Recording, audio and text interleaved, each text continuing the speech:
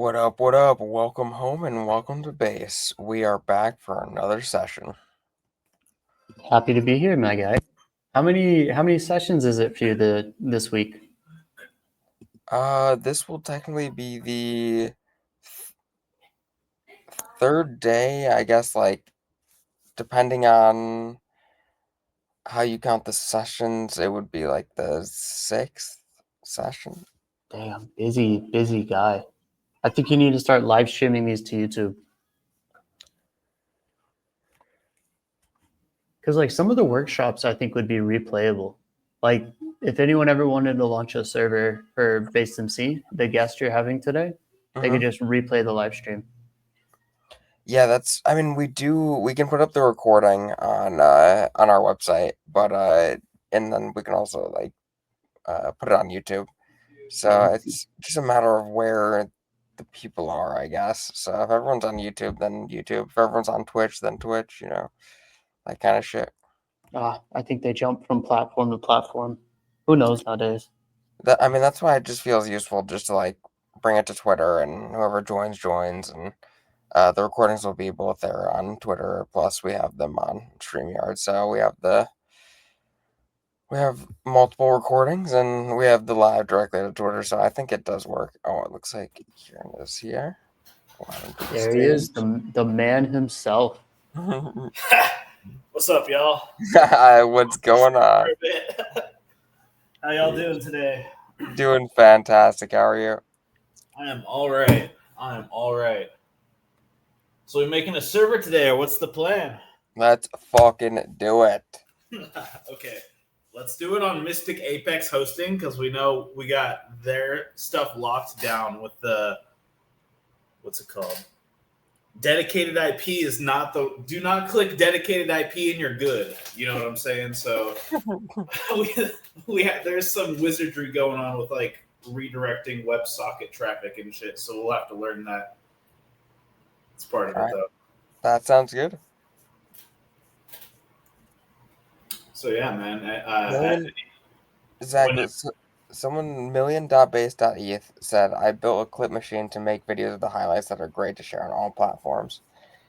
I love Million Base. Let me open up the chat. I want to say what's up in the chat.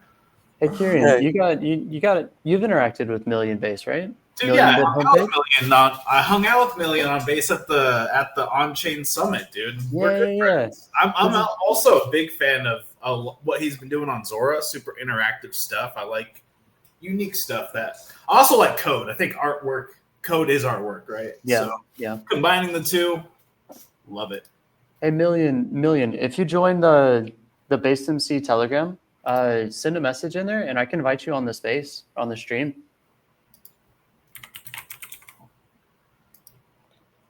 Do you want to send the Telegram in the chat, or maybe that's too much? Yeah, I mean it's a public Telegram. All right, perfect. Whatever happens, dude. All right, let me post the Telegram link then. All right, we got the chat open now.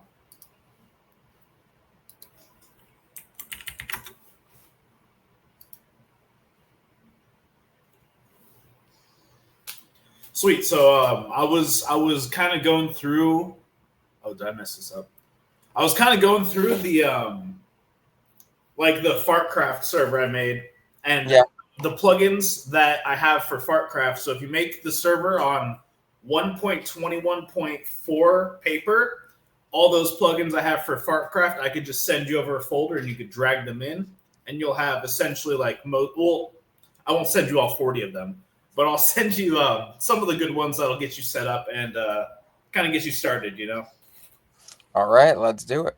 If it's easier as well, I could also, or you could even maybe walk us through on your if you want to share your screen. I could also send you some ETH or USDC to pay for the server as well if it's easier that way. But I can also I just don't want to butcher the process for this. I want to make it as easy as possible for people to follow along. And I wouldn't worry about that, right? Launching a Minecraft server, you're not launching it on my website, right? That's kind of something. Yeah, no, I'm just nervous for all these plugins and shit, but I say that's Oh yeah. No worries. yeah, yeah. I can get that going if that feels more comfortable for you. Let me just. But I mean, yeah, of course, like the more familiar I become with the process, like if eventually can definitely be in full control. But I want to make sure that we do this right in the time that we have. I do apologize for pushing it back an hour, but No, uh you're good. You're good. we'll definitely have more time over the next Okay, I'm week. gonna say I'm gonna go ahead and make an authoritative call right now and say that I don't think that 1 hour will be enough time to get this server set up. I've been doing this kind of, and it definitely takes a bit of tinkering, right? It takes a bit of playing around and stuff. Yeah, yeah. Would you prefer if I like I could just like you could have F Launchcraft if you want. You can have one that already exists. I think that'd be way easier because it's already launched, right? It's already on a pretty good server. It's Yeah, already live. The plugin's in and the economy is already kind of set up. And then also, um, like there's no plugins in it. So you'll be able to, we could add whatever we want and customize it as we go. And yeah, we can just do that on F Launchcraft, you know?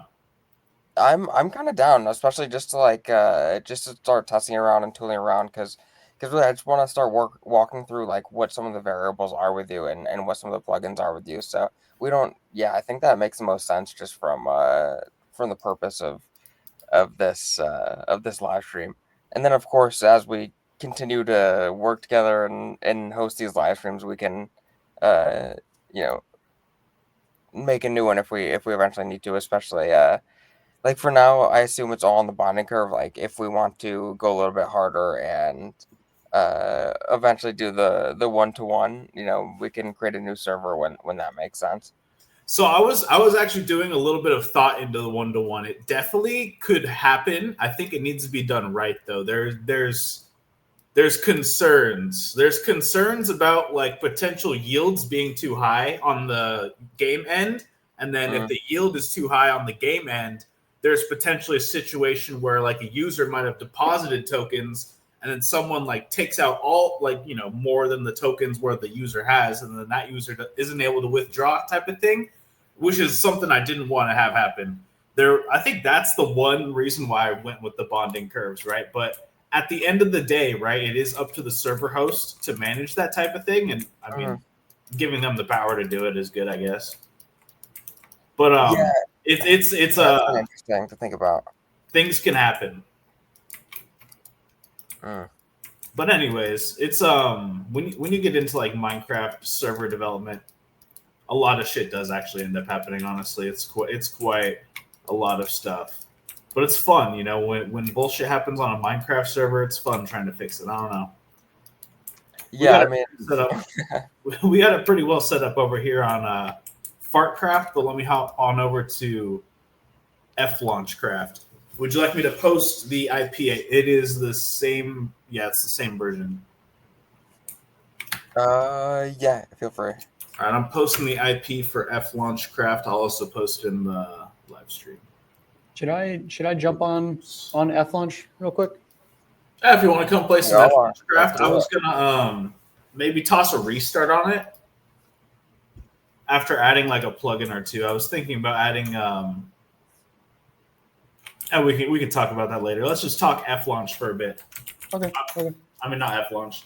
F launch craft. Flauntcraft. I think Flauntcraft. I wanted to make, sure that F launch and Clanker and V2 Uniswap all worked with the swapper I'm making pretty soon here. So we got all three, baby. Let's go. That's what we like to hear. All right. Yeah, I definitely can't wait to dive into the Uniswap V4 router. I have not actually even tried that yet. I'm pretty hyped. Yeah, that is really interesting. We have a V2 router in the back end to do like little mini swaps, but like don't even really use that anymore, to be honest. Interested. I definitely love playing with Uniswap stuff. I think that was like the first thing I did when I got into coding Solidity. It might have been that, or it might have been Chainlink VRF. Yo, that's funny. I mean, yeah, VRF is it's important. we need more VRF solutions. Let's say. Dude, I remember it was so expensive though. Yeah, Man. yeah. Anyways, when you guys come on F launch, oh my god, what is this? There.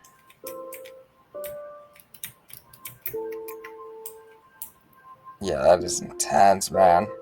So yeah, the thing with F Launchcraft is this is a server with no rules, right? So you could like come kill someone, steal all their shit, or you can come blow their shit up. Does not matter because F Launchcraft was just meant to be. It's called an anarchy server. I mean, where there's no rules. Who built that? That shit's crazy. That's what I'm saying. Oh shit. I mean, because they needed to like actually mine those. I guess just cobblestone, but Now you could do this. Check it out. You get like a lava, and you get a water. This is the tech. Oh, I see. Yeah, This is the tech. Smart. That's sick, actually. This is the tech, dude. Yo, that's so fucking dope. Luciano, it looks like we have a million bit in the call. I see. Welcome. There we go. Welcome. Here to play Minecraft with us. Yo, Million. I love it. Going cool. from the comments to the live stream. This is incredible. Yeah, good to be here. What's up, Million? Enjoying. What's up, Kieran? Love what you're doing, man.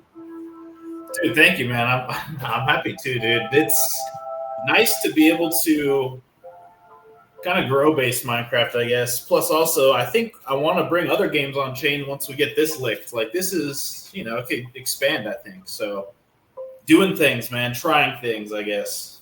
What you been up to?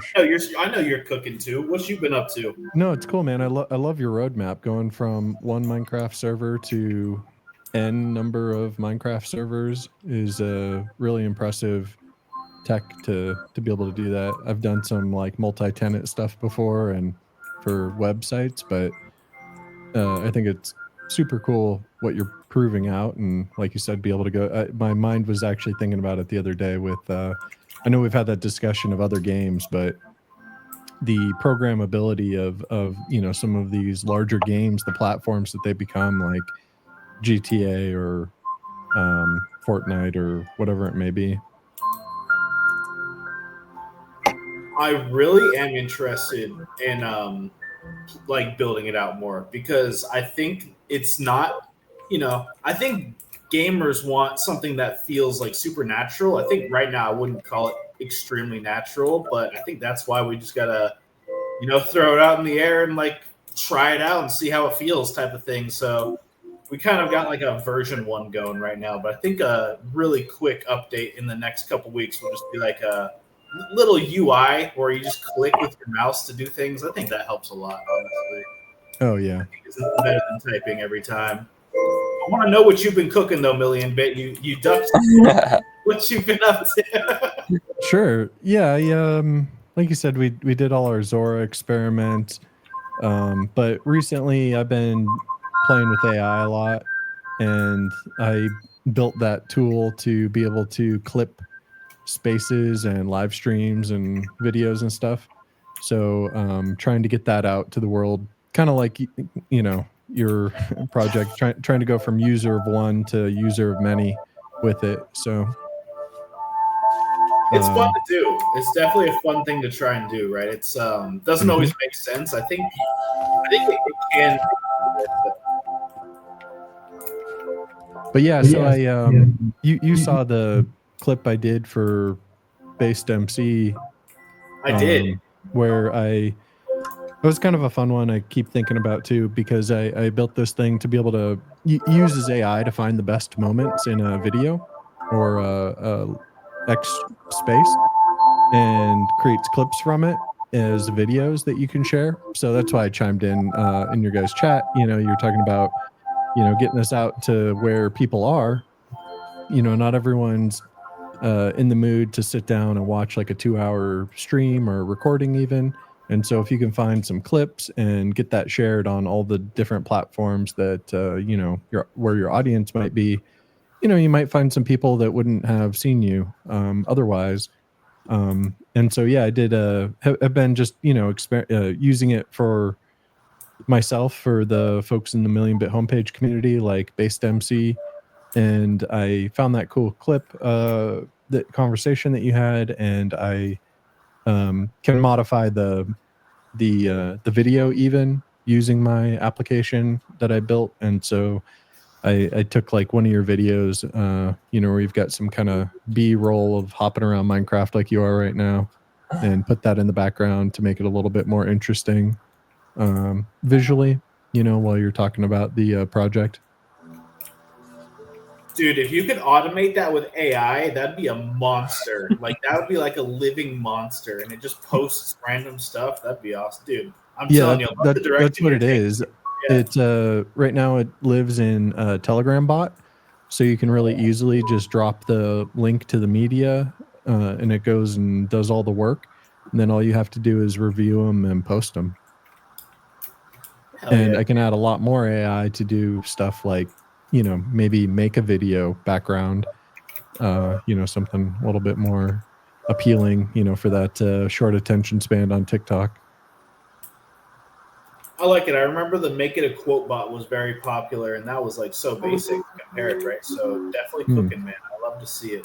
What I'm working Thanks. on also in the background is I kind of wanted to do some NFT support for Minecraft, right? So like we're not going to sell NFTs, but I would like to give users the ability to upload their own NFTs, right? So how the heck would that even work? So I kind of wanted to make it so you could. Well, the thing is, in Minecraft, making pixel art is very common, right? You take a bunch of blocks, you place them out in a square, and that's like an image, right?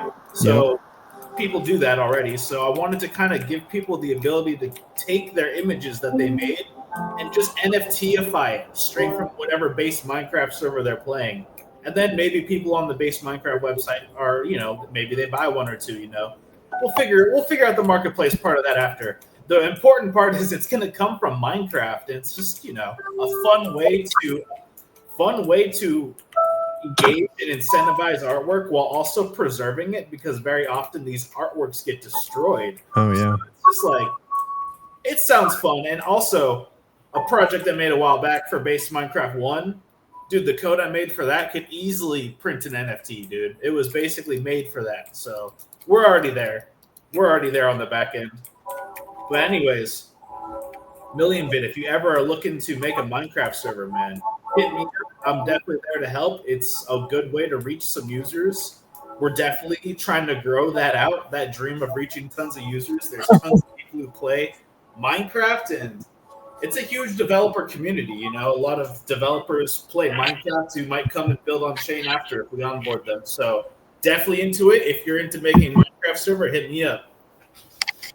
Yeah, definitely. It's a super cool platform to be able to make it your own. And, from a developer perspective, curious that, there could be all sorts of creative things that people do with it, being able to have the economy in there, like making mini games in your Minecraft server, and also the artistic piece you're talking about, that it's Minecraft is like a canvas. So I love the idea of capturing the art as NFTs. I want to play two different types of Minecraft servers. So three. Okay, wait, actually four. Yeah. I want to play like a Hunger Games style Minecraft server where it's like Fortnite gameplay. Ooh. Like that could be fun with like rewards and stuff. I want to play Skyblock, which is where you like limited resources. I also want to play the Pokemon mod where you like it's literally just Pokemon in Minecraft. So I want either someone or me to upload the Pokemon mod, make it a server, and I can't even remember the fourth one now.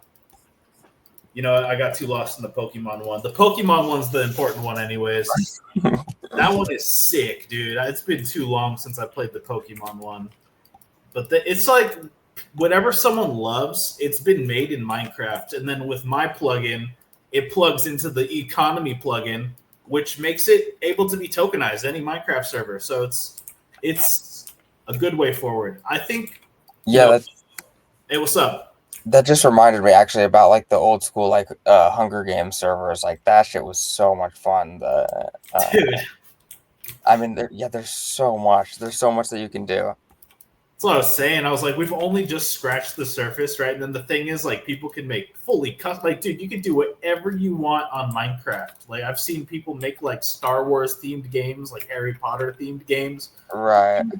Like, dude, unlimited customizations, and then with our plugin, it's easily tokenized. So it's a good way forward for people who might not want to really get into like the really hardcore side of game development, but maybe it's a lot easier to make a Minecraft server type of thing, right? So, and then it's a good pathway for those people to learn about how all that stuff works, So it's definitely going to be a good thing. We just need to get the servers list pump up a little bit. We need a couple servers on the front page. Definitely looking for a couple memes in the community. If any memes are looking to reach more users, easy. We could do that easy. All right. So is everyone on the server?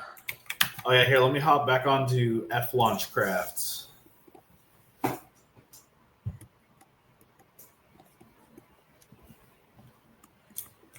Yeah, I'm on Farcraft right now. Oh, you're on Fartcraft. Yeah, Oh, here, let me go back to Fartcraft. I had to do it. I had to join back. Fartcraft is like more rounded out, right? It took me like 2 whole days to get all the plugins set up for Fartcraft. It was quite a bit. We go to like the /spawn, and then you won't be able to break anything in /spawn. You got to go quite a ways away to be able to build. It's set up just like a regular server at this point.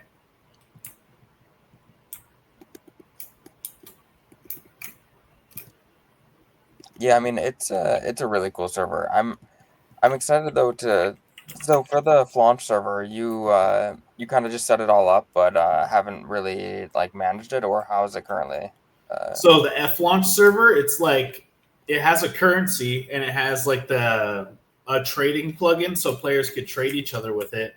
But other than that, there's nothing. It has no rules, no mods. Like you could destroy everything, even like right next to the spawn type of thing. It's called an anarchy server. The reason anarchy servers are so popular is because whatever happens, happens. Did you set your did you set the like economy already, or do we have to like decide what everything costs and all that good stuff? So that's all fully customizable by the plugins that you download, right? Like I have almost no input on whatever else is going on. My plugin, it only tokenizes the balance, the /balance. When you type /balance, it takes that number and then we tokenize that number basically. So it make that way it works with everything. So in theory, like in the future, once you sort of determine what are the most used plugins, like you could in theory create like a simple UI for people to like launch a server right from your website and like manipulate the variables before they even launch the server, and or edit them after the fact that it's launched as well. You could totally do that. The thing is, you are definitely limiting like the creativity when you start doing that kind of stuff, right? Yeah. So I guess you could have like a standard like out of the box for that, but yeah, I see what you're saying. Where it's just like there will always be new plugins and and things people want to do that we couldn't even think of. Yeah, that's why I kind of did this, right? There was a lot of people who were in base Minecraft 1. They're like, add this plugin. And I was like, I really want to, but like this plugin could do some nasty work. Like if the old plugin, it would have been bad if another plugin decompiled our plugin, basically. So I built literally everything. Like there was no external code inside of that server. I built everything. And then that sucked. Like that fucking sucked. So when I rebuilt base Minecraft, I made sure that it wasn't going to be like that ever again, Made sure. Dude, so much better now. It just feels right. Feels right, dude. Yeah. It's incredible. It definitely feels right from my perspective as well. So it must be validating. It's definitely fun, dude. I'm definitely looking forward to seeing some Minecraft servers grow on Chain too. Like I know there's going to be a couple that are willing to download our plugin. We just have to find them. We have to dig in the trenches, which is also fun because we just get to play Minecraft servers and reach out to communities. So it's just a big onboarding like growth movement. We're actually trying to kind of figure out a way to, I guess, incentivize like finding servers to come on chain, right? It would be way, way better to have everyone helping a big task like Yeah, that, I mean, honestly. yeah, you could definitely have some incentive for people. You made a pretty killer referral system. I think you announced it like a few days ago, right?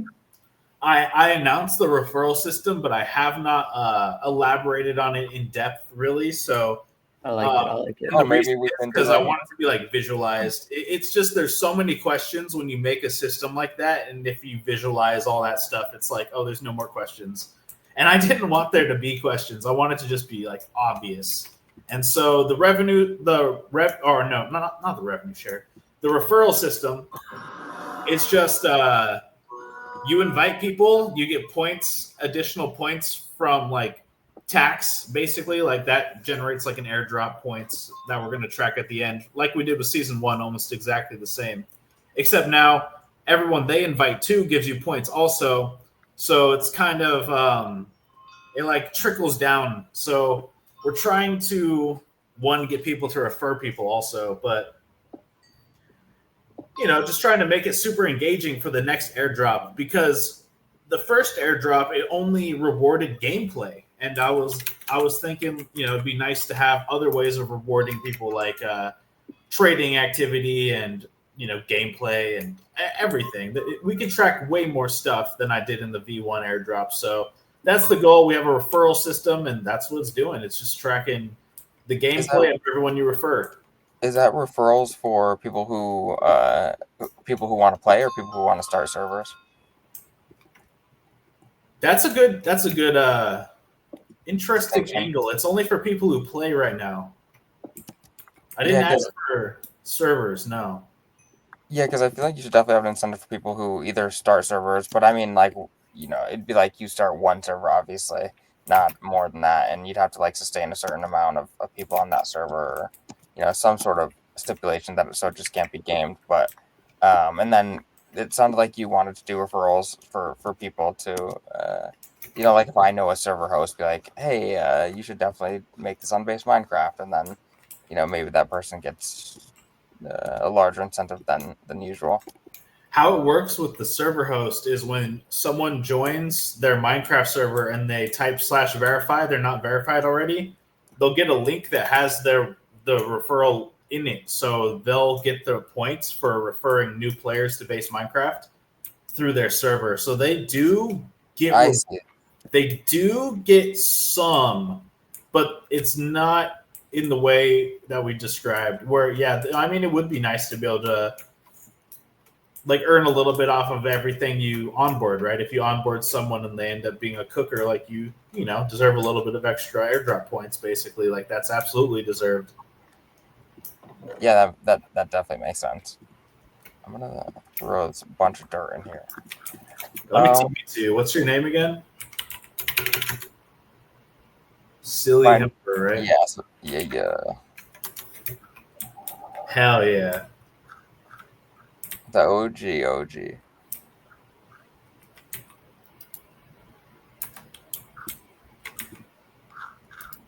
Okay, so do we want to stay on the server, or do we want to go to launch? I mean, we could keep fucking around on this server and then just talk through some of the like things that we would need to manipulate for F launch. Yeah, I was gonna say it might be a lot of like server management stuff, which is restarting the server, logging in, seeing if it worked, restarting the server if it didn't, type of thing. So maybe it might be best to just kind of play Fartcraft for now. Well, let's just play this Fartcraft while we kind of just talk through like some of how we would manage the server. So like we can talk about it in two ways. Either like let's say we're refitting Flaunch, or if you want to like start from zero. What do you think is like the better conversation to have? Let's start from zero, right? So also we're like we're going up really fast in viewers right now, so I have a feeling like Jesse Pollock or something just retweeted us. Well, I'd love to break it down for them then, starting from zero, right? All right, let's do it. So the way that this works, you launch a Minecraft server, which actually that's not step one. You come over here to manage servers, create. Step one is launch a token.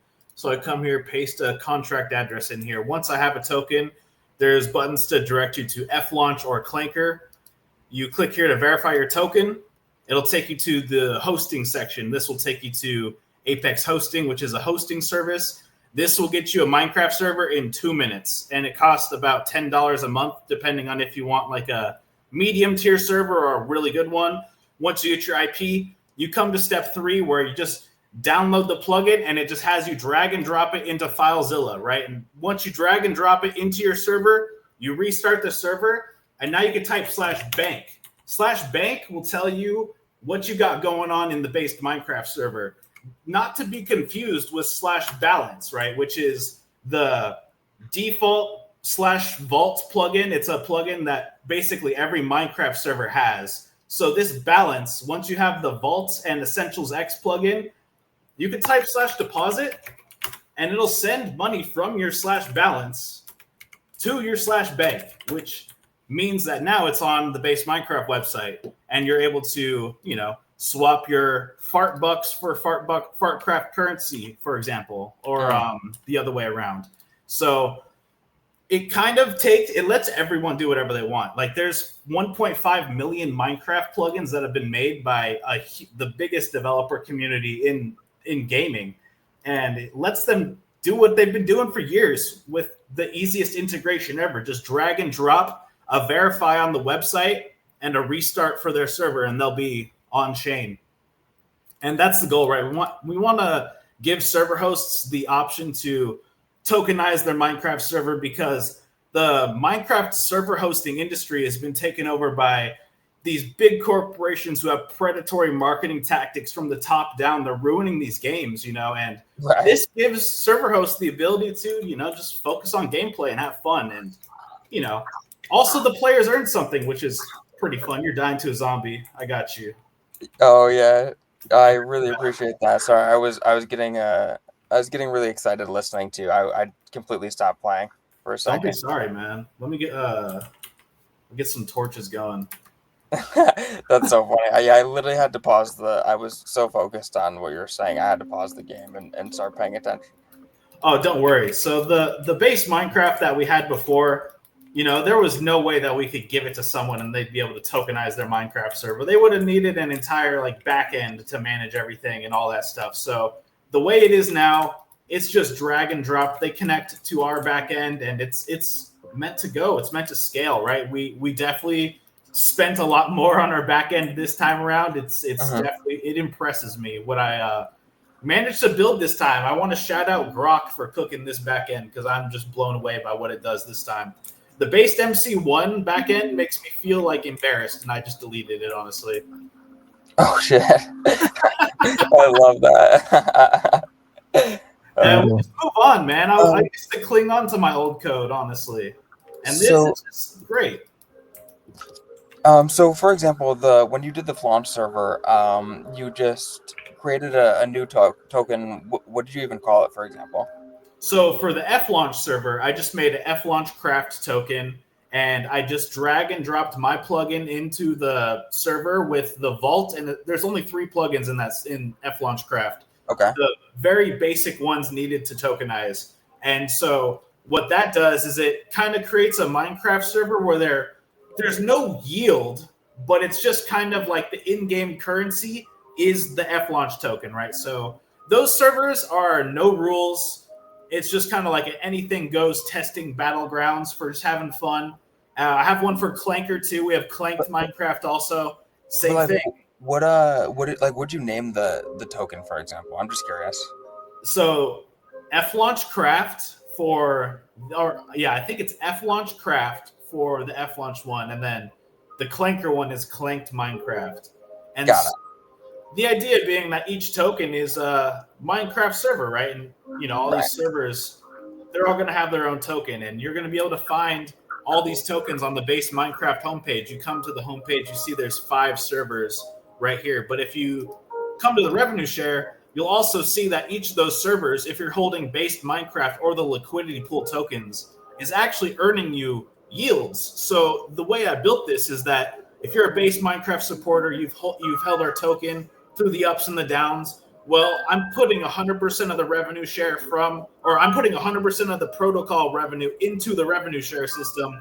And so every single server that joins, you're free to earn with me. It's just kind of how we're building it out. And we could all grow together type of thing. I'm not going to be able to build 100 Minecraft servers, but I was able to bring 1,800 people to base with my Minecraft server. And if we just scale that up, it'll scale up the users, scale up the onboarding. And that's going to be huge because it's not just Minecraft players.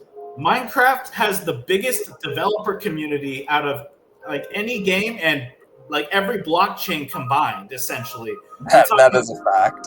Yeah, there's so many people coding there that it would be just such a huge gain of value for any chain. So we're looking forward to hopefully onboarding some real developers too, because that's where it's at. I mean, yeah, once you have a developer community that are creating new plugins for something like this, it's going to be all over. I mean, the amount of interest for new players, new servers, etc., will just grow exponentially. So the reason why it's so great is because all the plugins they're already working on will work right out of the box. There's no changes that they need to make. It's basedmc.net, right? I want to send it into the chat for everyone. It's basedmc.net. I just sent it in the chat. I'm gonna make sure everyone can go check it out if they'd like. All right. So the other thing I want to talk about is on this on this server right here. How can you earn tokens, for example? All right. So if you type /jobs space browse, it'll take you to the jobs GUI, and this is a plugin where you're able to earn from doing whatever you like in Minecraft. So I'll go there right now. Yeah, I'm doing it on my own, but yeah. So for me, I have miner job and I have the hunter job. So what these two jobs do is every time I mine something, I earn a little bit of points, and every time I kill like a monster, I earn a little bit of like, see, you can see at the bottom, I'm getting little tiny bits of money. So there's little tiny in-game yields from this jobs plugin, and this is just one of the 40 plugins on Fartcraft. So this is also one of the most popular plugins in Minecraft online gameplay, is the jobs plugin. Whenever you're playing a townie server, which is what this server is, right? It lets people build towns that nobody could come and like wipe off the map, essentially. People tend to want jobs so they can have more money and stuff. So the jobs lets them scale up over time based on how much stuff they've done. And there's 8 jobs. So there's 8 different ways to earn. And then after you've earned a little bit of money, you can do /ranks. So ranks are kind of like a in-game status symbol, right? You can click tab and you can see that Flame Viper there is a puff pupil, and I at the top am a fart master. So you go to the ranks. The ranks have different powers, right? So at the first rank, you're going to get extra set homes. You're going to get extra bank space on the /PV. You're going to get a ton of features, right? And that's how Minecraft servers are typically set up. They have these a rank system. And so by selling a rank system for in-game cash, you create a game where people could play and acquire everything in the game through fair gameplay, while also letting people who want to spend a little bit on the token and bridge it over, they gives them the opportunity to get ahead while supporting the server hosts, right? So, and then also at the same time, when they buy that currency is on a bonding curve. So that also increases like the play to earn rate for everyone else. So it's a whole ecosystem that kind of self-balances, and that's for every Minecraft server. Every Minecraft server has their own. Got it. Okay. And then, yeah, got it. So you can really decide like the level of progression based on how much they earn. Like you can set the rates for how much the yield is. So you decide could set it insanely high if you wanted. I have mine quite low. I have mine set so it builds up over time. I think we quickly talked about this too, like on our last live stream about how you can actually like set the rate of distribution from like for the supply. Like you only put up like let's say like 2% of the supply for like currently being allocated as yield or something like that. If I'm remembering correctly. Exactly. You don't have you can control how much you put into the game, right? You don't have to put an insane amount into the play to earn. You could start off with a small amount, and then as you feel more comfortable with your server settings, the security of your server and all that stuff, you can start adding. The thing is, too, our withdrawal system is designed in a way so that I'm gonna be honest. In Minecraft, shit happens. Like there's people who go to Minecraft servers looking for exploits. They have a long list they go down every single time, and so I built that into my withdrawal system. I didn't want anyone to lose funds because some group of kids came and tried dupes on your server, right? I wanted to. Yeah, yeah. I Well, wanted, that's what's funny if you like throw in the seed right here into the chat and then people just start jumping in and start fucking shit up. Like that actually would be so funny, but I mean you put a lot of energy into Fartcraft, so no, they couldn't. They couldn't fuck it up. Like it's set up so well. I'm very proud of yeah. what we did here with No, I Fartcraft. mean like I actually tried to think about like I tried to actually do some game theory around like how I could try and fuck the server up and Well, there's even if it literally no did, way. right? The way I designed the withdraw system is so that if the economy did get exploited, which happens in Minecraft very often, if Right. that happened, you don't have to approve the withdrawals for an exploited withdraw, right? Like you don't have to approve that withdraw. So it's kind of like if you approve a withdraw for an exploit, like that's on you type of thing. And we're also gonna switch it up later on, give them the option to automatic withdraw like we had with base Minecraft, because we got base Minecraft to a really, really good spot. Like there was like nothing wrong with it at that point. Like you could not fuck us over. So you can over time get your Minecraft server like built up, like the defenses, but we're going to help people get there. We're not going to throw them into the wild straight away, right? So we're going to have them like move off of the withdraw system to like an automatic if that's the case, right? But it sounds like people can do anything they want, right? The server owner. Dude, server owners can any plugin. There's 1.5 million of them. So they And could that's go in. before we bring a bunch of developers to build more. Exactly. That's and that's the thing. A lot of these coders, they're building these plugins and they're not monetizing so well. They're not getting a lot of sales. A lot of people give away their plugins for free to get more visibility. And so this could be a really good thing for plugin developers. And maybe they come and build Onchain. It's gonna be fun. It's Guys, gonna be definitely fun.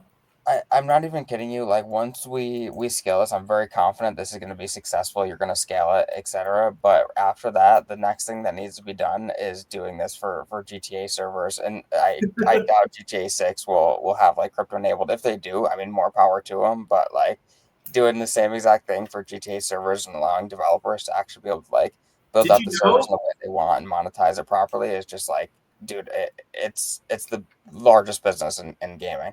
Dude, Rockstar Games bought 5M, the creator of Grand Theft Auto Roleplay. Wait, when? I swear. I mean, I definitely believe you. I have not kept my ear to the ground, but that's actually crazy. I know, bro. They're saying that their RP could be in it, dude, from the get go. Well, that's what they're saying is like, yeah, like there will be dedicated GTA 6 RP servers with like realms for Minecraft more or less, but will it be like crypto enabled? I doubt it. So like being able to retrofit the same thing you're doing, like putting GTA 6 on base in the same way you're putting like Minecraft on base, I think it might be a viable business. And of course, might not get GTA 6 for another like 2 years or so. So it gives us plenty of time to finish building based MC and scaling it before moving on to the next game. hey, Kieran, all I'm saying is I really believe in you. Dude, I would love to do that. That's the thing is the way we built this, it's totally possible. The bonding curves, the withdrawal system, most games, work the same, honestly. It wouldn't be so hard. The thing that's hard about it is that a lot of these games have economies that I don't know like how they work essentially. So like I mean if I bring someone on who's like a cracked GTA 5 player, let's do it, dude. Yes, I, bro. Yes. I mean, I it think the wouldn't hurt. strategy with how you're building it is to like let the server owners let other people figure out exactly how they want to do the economy on their server, right? Exactly. That's exactly it. You know, some people might want to do higher yields. Some people might want to try to like really, really extend the longevity of their economy. You know, Minecraft servers also typically over time they get inflated. It gets really bad. So creating like deflationary systems, which is what the bonding curve does too. On the Minecraft currency side, there's like some pretty high deflation that I haven't really spoke of either. So it also offers like these server hosts a way to kind of deflate the game currency over time. So that's also a good thing to do. And the thing is, when you're selling like stuff that you normally would be like grifting your community for like in real dollars, when you're just letting people earn that through gameplay, through selling the money, that's also burn mechanisms. So it's a Right. healthier game. It's so much Yes. healthier. It's so much better. And Fartcraft is gonna prove that. I built Well, Fartcraft's economy for extreme longevity. Like this should be a good server for a while. Well, the best part about it is like the tokens aren't valuable until people like actually like play the game enough and start valuing the tokens themselves. Like it's actually like the best case scenario of using crypto where like it's not hyper financialized until people actually find that token useful. And dude, that's the thing, you know. You can Like just it's the experiment. next You can level. just make random Minecraft servers and see how it goes. You know, you can just try it. It's not meant to be something that's taken so seriously. Minecraft's a game after all. And when I had only one server, dude, we were limiting the gameplay. Like you were only able to play one very specific way. Like that kind of sucks, you know. So Yeah, very good, very good that we're doing this. I definitely agree. It's yeah, it couldn't be better. I mean, the way that you've set this up is just like I said in the last stream, it's impressive, especially comparatively to like what other people have tried. So, and not to say what other people have tried isn't a valiant effort or cool experiments, but this is just it's so sleek, so simple, and puts the server host in full control. And of course, that's who brings the users. So.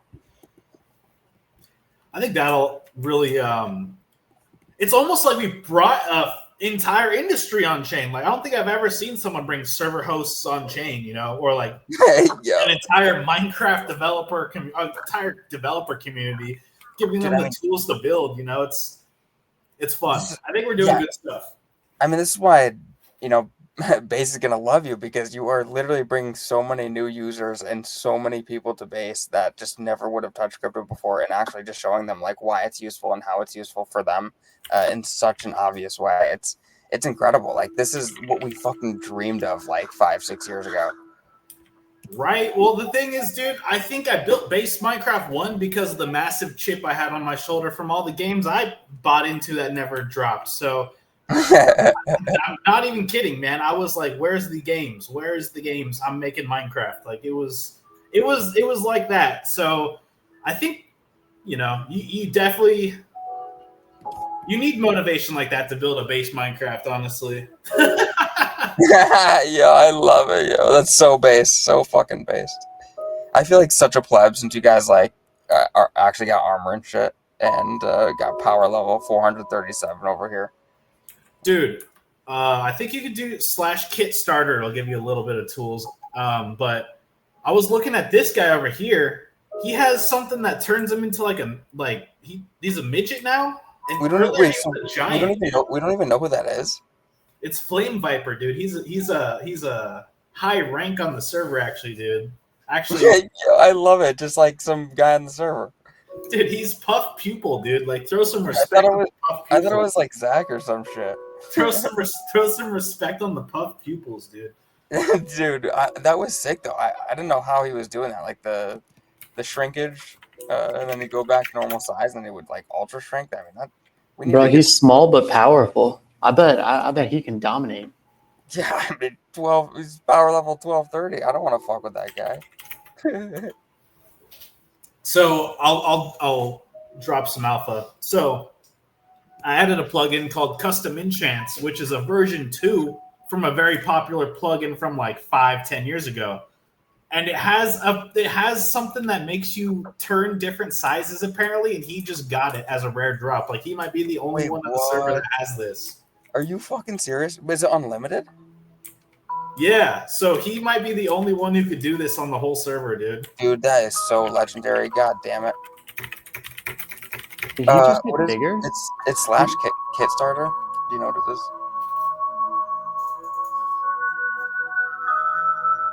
Slash kitted.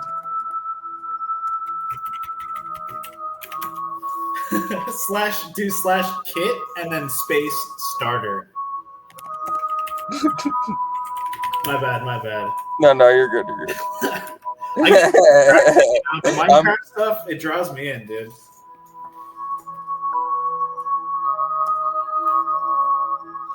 Oh, that's cool. Help diamond iron. So, do you expect people to like start from a start kitter? Start kit it, and then they mine, they do whatever, they play some or do some jobs, start earning some tokens, and then they eventually spend those tokens to create a town. Like, does each person create a town, or do you expect people to like? Maybe you could have people like buy a house within a town. Like maybe that's the first step. That's then, okay. So now we could talk about the town plugin, dude. Yeah. This is what I'm really interested in, actually. So let's go to my town. If you type /p warp space based, that'll take you to my town, which is called based. Of course, I reserved the town based, but P warp / base. What was the command? It's /p warp and then space based. Got it. P warp based, and so at my town based, it's gonna be like a shop, right, where people can come and sell diamonds, and I'll buy them off of them. And then also there's like this cow spawner where people could come and kill and get some food and shit. But what you said, so if you press F3 plus G, you could open up the chunk map, which will show you kind of like how Minecraft is coordinated. Oh, okay. You could sell chunks. So in your fuck plugin, yeah, dude. Okay. That is sick. Dude, yeah. So in your town plugin, you could even have like daily tax, daily upkeep for the people who have these chunks. So yeah, you could make a town where people are earning you passive.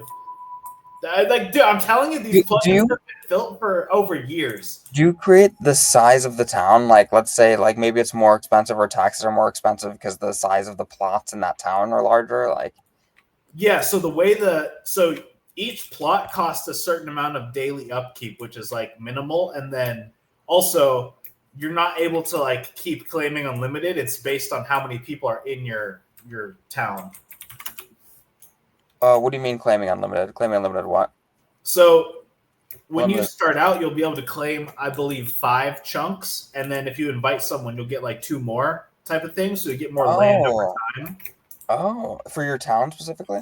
For your town, you can you can spend money on more land also. So there's the town plugin is one of the more popular plugins that's been built for like 10 to 15 years. It's an old one. It's got a lot of stuff, and I'm still digging in and learning how to help the people manage it because there's a lot of commands. It's hard to know all of it, honestly.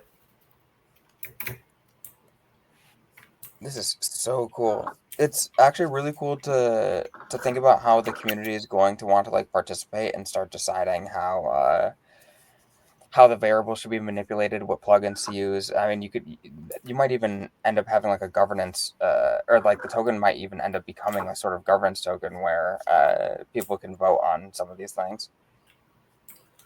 Dude, that would be sweet. I would love to see. Well, dude, that's like natural progression. Honestly, that makes total sense.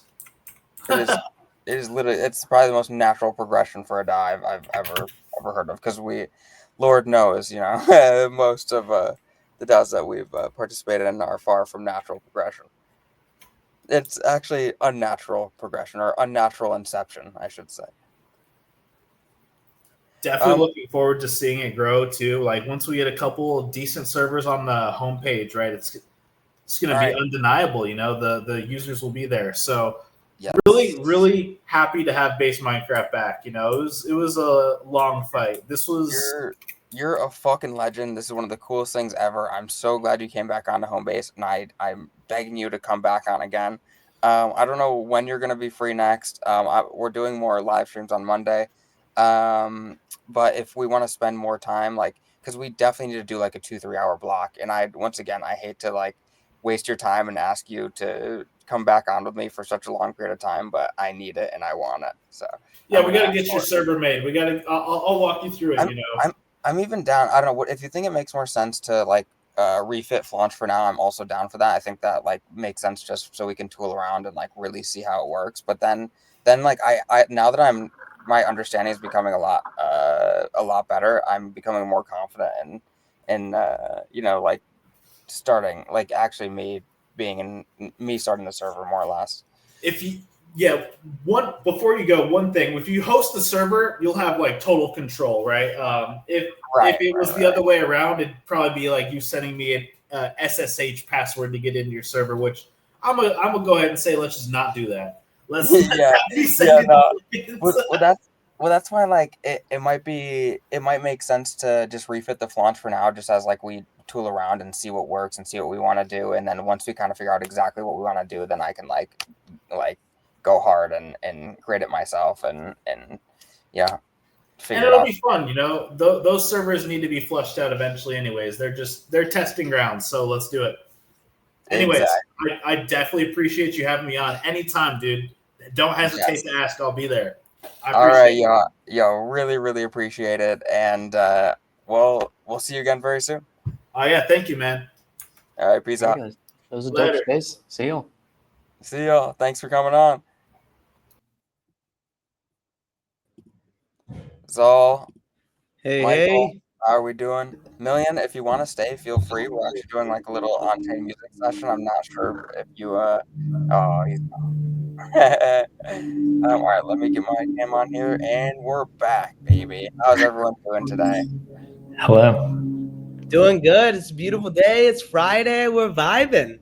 Yes, sir. It's going to be a vibey Friday. I don't. Did you guys get to catch any of that last stream? A little bit. Just the end. What'd you guys think?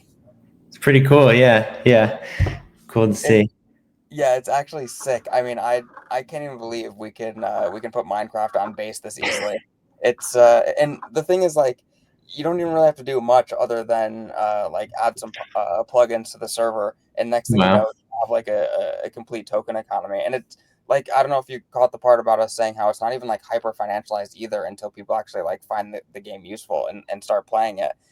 Because like you launch a token at a certain supply, people just earn that token. I mean, the token's literally valueless until people start buying it or using it in a way that is truly valuable. And then next thing you know, like once you have an entire economy and hundreds of people playing on your server transacting in this token, and now they can just go like claim it, all the token that they've earned, and now it's real money. So it's like really cool to think most people who play Minecraft like won't even have to touch crypto, and then will start earning crypto without even realizing it, and then until they go to claim it.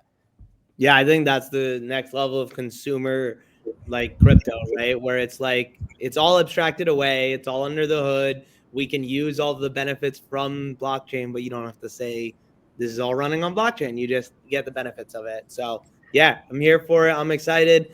Minecraft's probably one of the 2 or 3 games that I have the most hours in. So like I Yeah, love getting back into exactly. Minecraft. Same here. Yeah. Like there's been like 5, 7 different times I've got back in. So and it was recently this year for a stream. So I'm excited. I'll definitely have to pop on with you guys and check it out. Yeah, in their very first version of their base Minecraft, they added like 1,800 users who had never played or have never used crypto before, never used base before. So like that's an insane amount of people just to like bring to base in a single clip. All right, people. This is a very exciting live stream today. I'd love to start with everyone. So, just for a little context for Sweetman Kevin, we're just had a base Minecraft on the live stream before this, and essentially it's a way for people to incorporate like a token economy to their Minecraft server in a very lightweight, and abstracted way. Um, Anyways, I would love to go around and have you all introduce yourself and talk about like what you're building or what you're doing and what your relationship to on-chain music is. Everyone here has a very special relationship with on-chain music, in my opinion, and more people will be coming on onto this live stream and panel over time, I think. So let's get started and let's see what you guys got to say. Zal, let's start with you, and we'll just go around. Yeah, for sure. What's good, everyone? My name is Zal. I'm building the ZOW. We are a platform to help different musicians and creators bring the profit margin, the data, and the IP rights back to them. I know that's why we're all here in this space. Our flagship product that we're working on right now is the ZOW Fractal, where we have weekly meetings to help build musicians' on-chain reputation in our community. We use a token that is illiquid and soulbound. Illiquid means you can't buy and sell it. Soulbound means you can't send it out of your wallet. And that really encourages us to create a community of whales where our whales are the people that are participating the most instead of people who have the most money. I think that's beneficial for the bootstrapping creators, and that's why we're here to support all of those awesome creators. Amazing. Michael?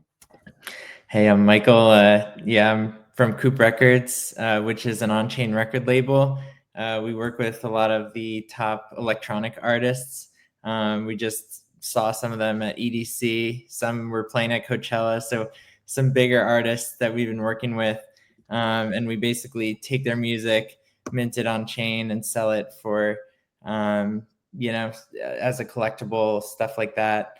And then we also have more recently been trying out song tokens. So basically tokenizing music and seeing how that plays out. So yeah. I'm going to be asking you more about that in the future, or in the future of this call. Sweet man, who are you? Everyone, Sweetman. I'm the dev for Onchain Music. I do work with companies like CoopRex, as well as Recoup for AI, and then smaller projects working with Latasha on In Process and Gonzalo, who just jumped in. So I do work with a lot of the people who are on this call and a lot of the projects in the space. And my main goal is just to be building open source tools that allow music to get built on better infrastructure where musicians get paid instantly and without middlemen. And that's exactly why I had to invite you to this call, Sweet man. It didn't feel right to not have you here. Kevin, who are you?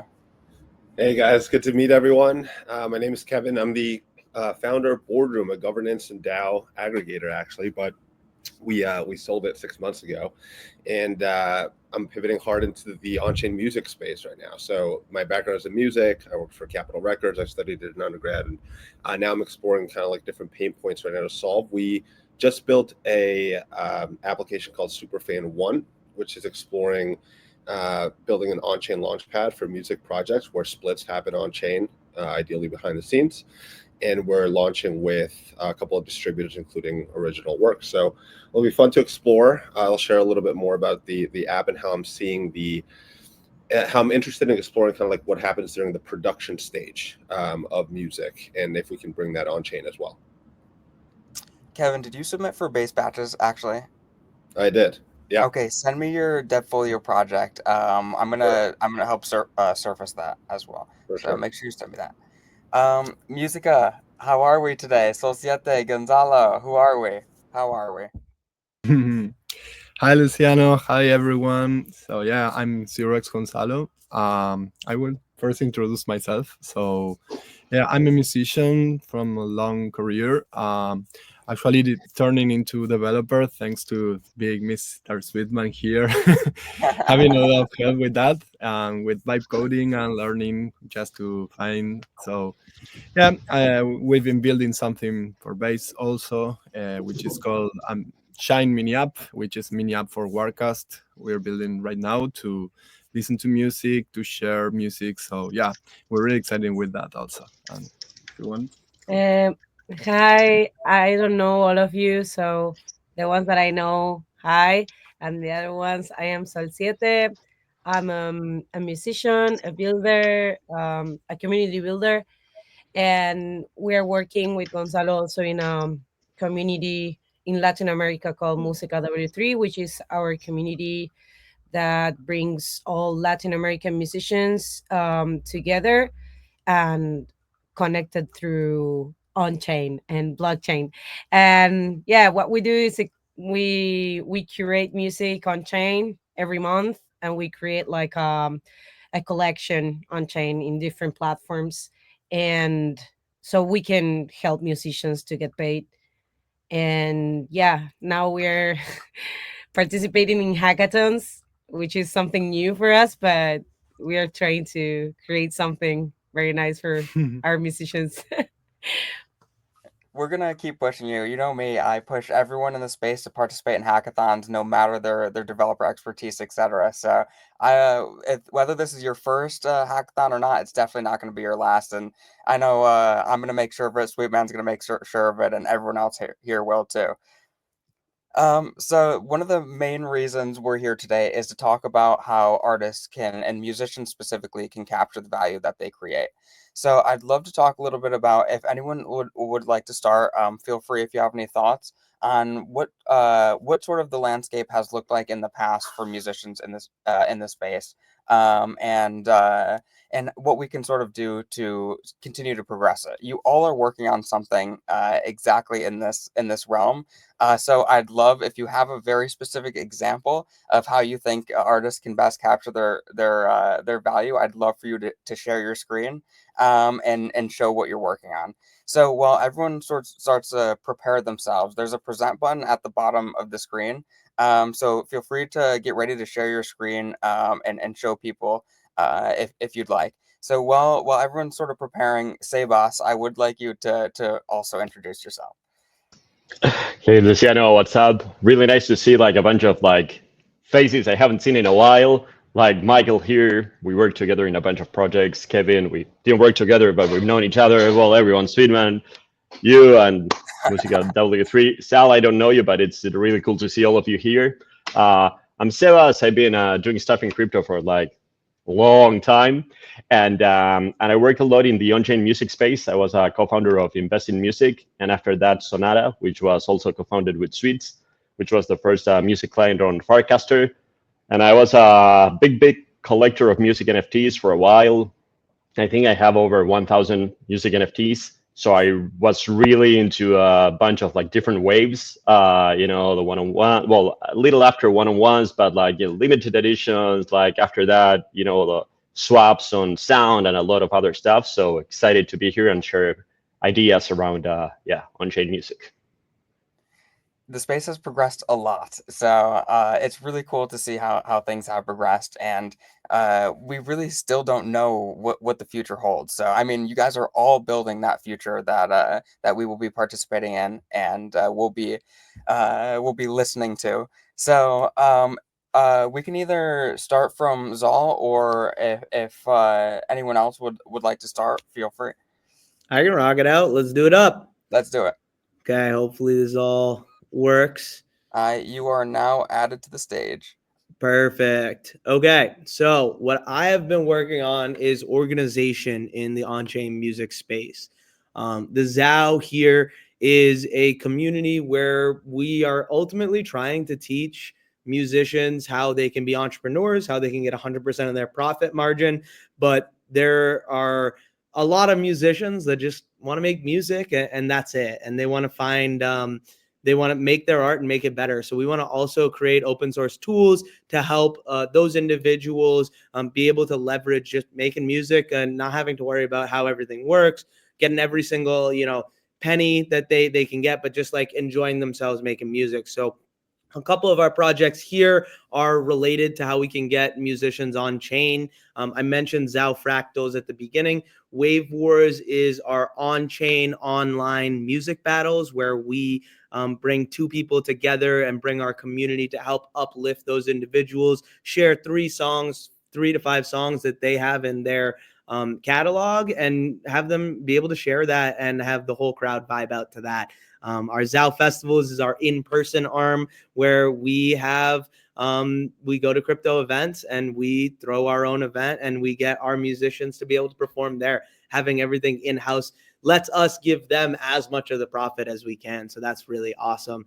And then we have a couple other smaller projects here where we're working on different ways to get musicians on chain, like our ZAO cards, which are digital visual cards from our events, as well as our COC concerts, which is our metaverse concerts that we've been throwing. So we have a lot of different things we're doing, and we're ultimately just trying to use our brand and awareness for trying to help support these musicians get a little bit more distribution. And if they're interested in trying to find ways to get more on chain, to get more of their profit margin, trying to support them in that journey. I think what you're working on is really interesting because it's all encompassing in a very different way. It's a multifaceted product that helps artists in several different ways. So I really appreciate what you've been building, and not only the product but the community as well, the network, and it really has been. It seems valuable for artists. So continue building, and let us know how we can support. 100%. Just by being here today is that. So I appreciate having this opportunity to share, see all of you amazing folks. Some people I've seen on the timeline, some people I'm meeting for the first time. So thank you, Luciano, for the opportunity, and I was glad to be here. Of course. Michael, would you like to show us what Coop Records is? I'd love to ask some questions as well. Yeah, I'll share some screen here.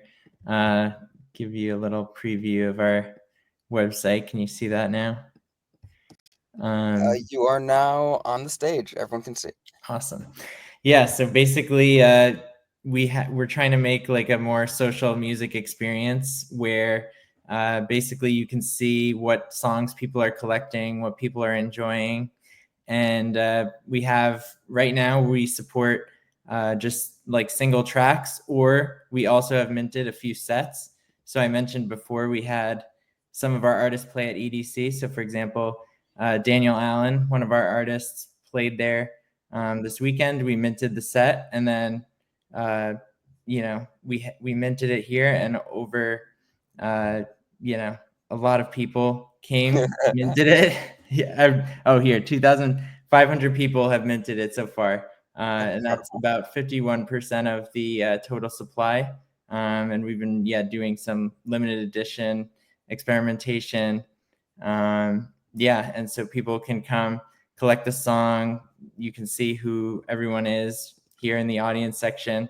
And our future goals are to make a way for basically, for example, if I saw this and collect it, then I get a referral fee, or the person who recommended it to me will then earn money as well. And basically, it's a win-win situation for everyone around. The fan earns money, the artist can earn, and we as a platform are providing this opportunity for artists to make money on their music. And then we also have song tokens, which we use Coop points for. So every time you collect a song, you're earning points that then help you have more ownership and control over the label. And so, for example, we hosted this vote, and the points behind it went towards this song, Sweet Memories, which then became our token Sweet.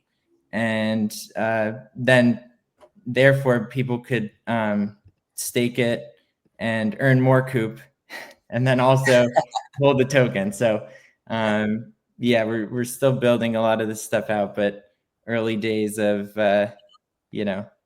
all these things here. So help me understand the token aspect a little bit more. Like, so the idea is fans buy the songs. When they buy the songs, they earn the points, and then with the points, they earn the token. So right now, song tokens and the collection itself are completely separate.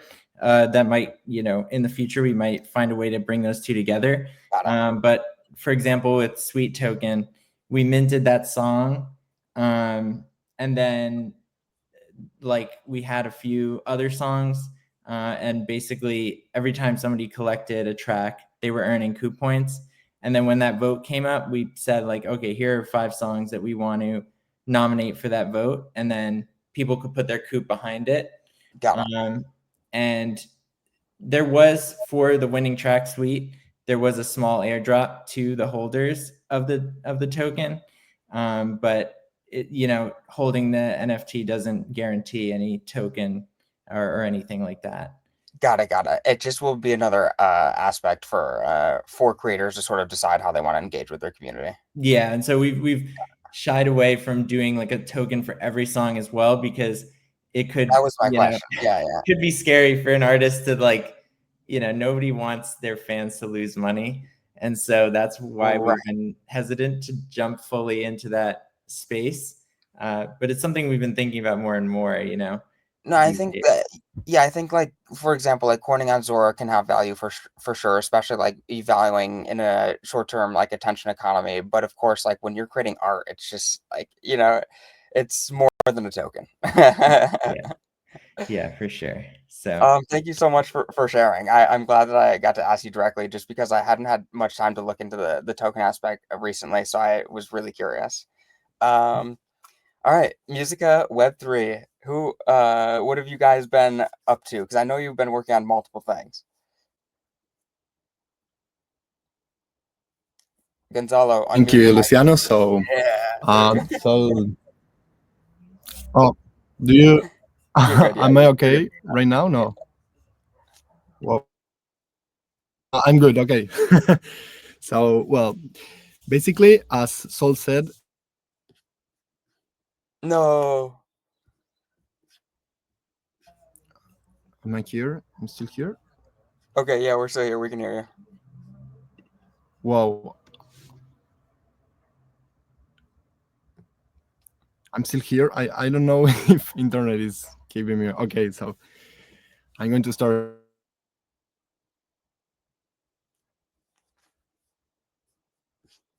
again. I So, think we. community that brings educational tools to musicians. Oh my god.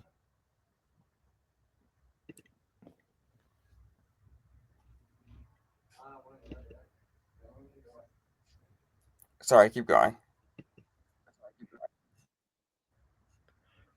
Okay, so are we okay now? Sorry, Yeah, guys. I you're think good. my internet is taking bad time. So, yeah, I don't know if something I said. Do you hear something, or I must start again? Okay. Just start from zero. Yeah.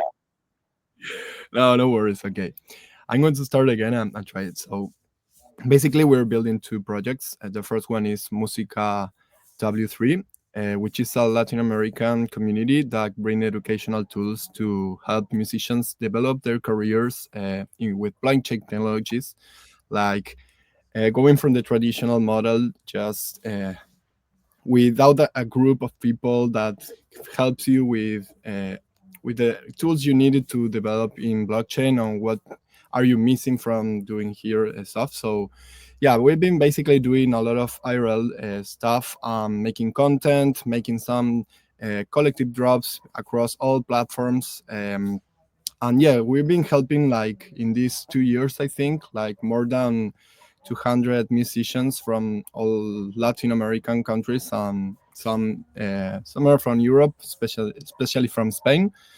Yeah, with that experience, we've been like really pushing the community here in Buenos Aires, since we are based around Latin America, but mostly in Buenos Aires, with a lot of help from all people from blockchain, not only musicians, but all sort of artists and developers, people from the enthusiasts from blockchain.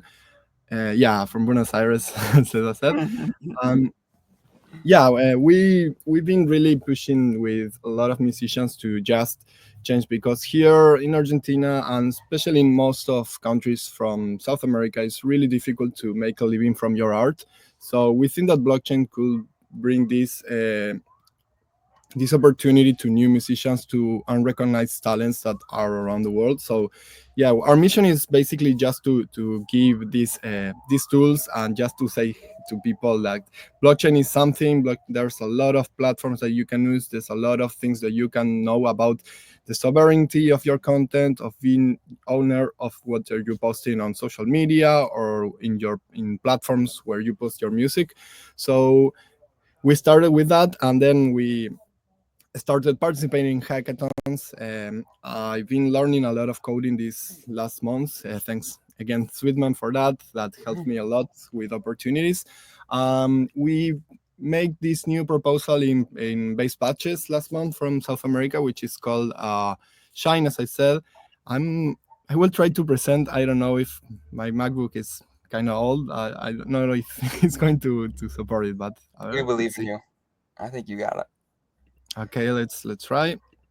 I want to just share what we have here, which is our mini app in Farcaster. It's actually Hey, Farcaster right now. Wow, it changes.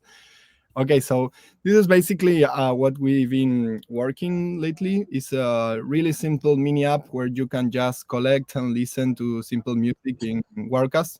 Since you have some platforms to create and collect music on WordCast, we're really focusing on the experience of listening to music in WordCast because there's no this kind of streaming platforms yet in WordCast. So what we really try to do is to combine the experience of listen to music. Actually, you can use it in your mobile locked, which is kind of really cool to use.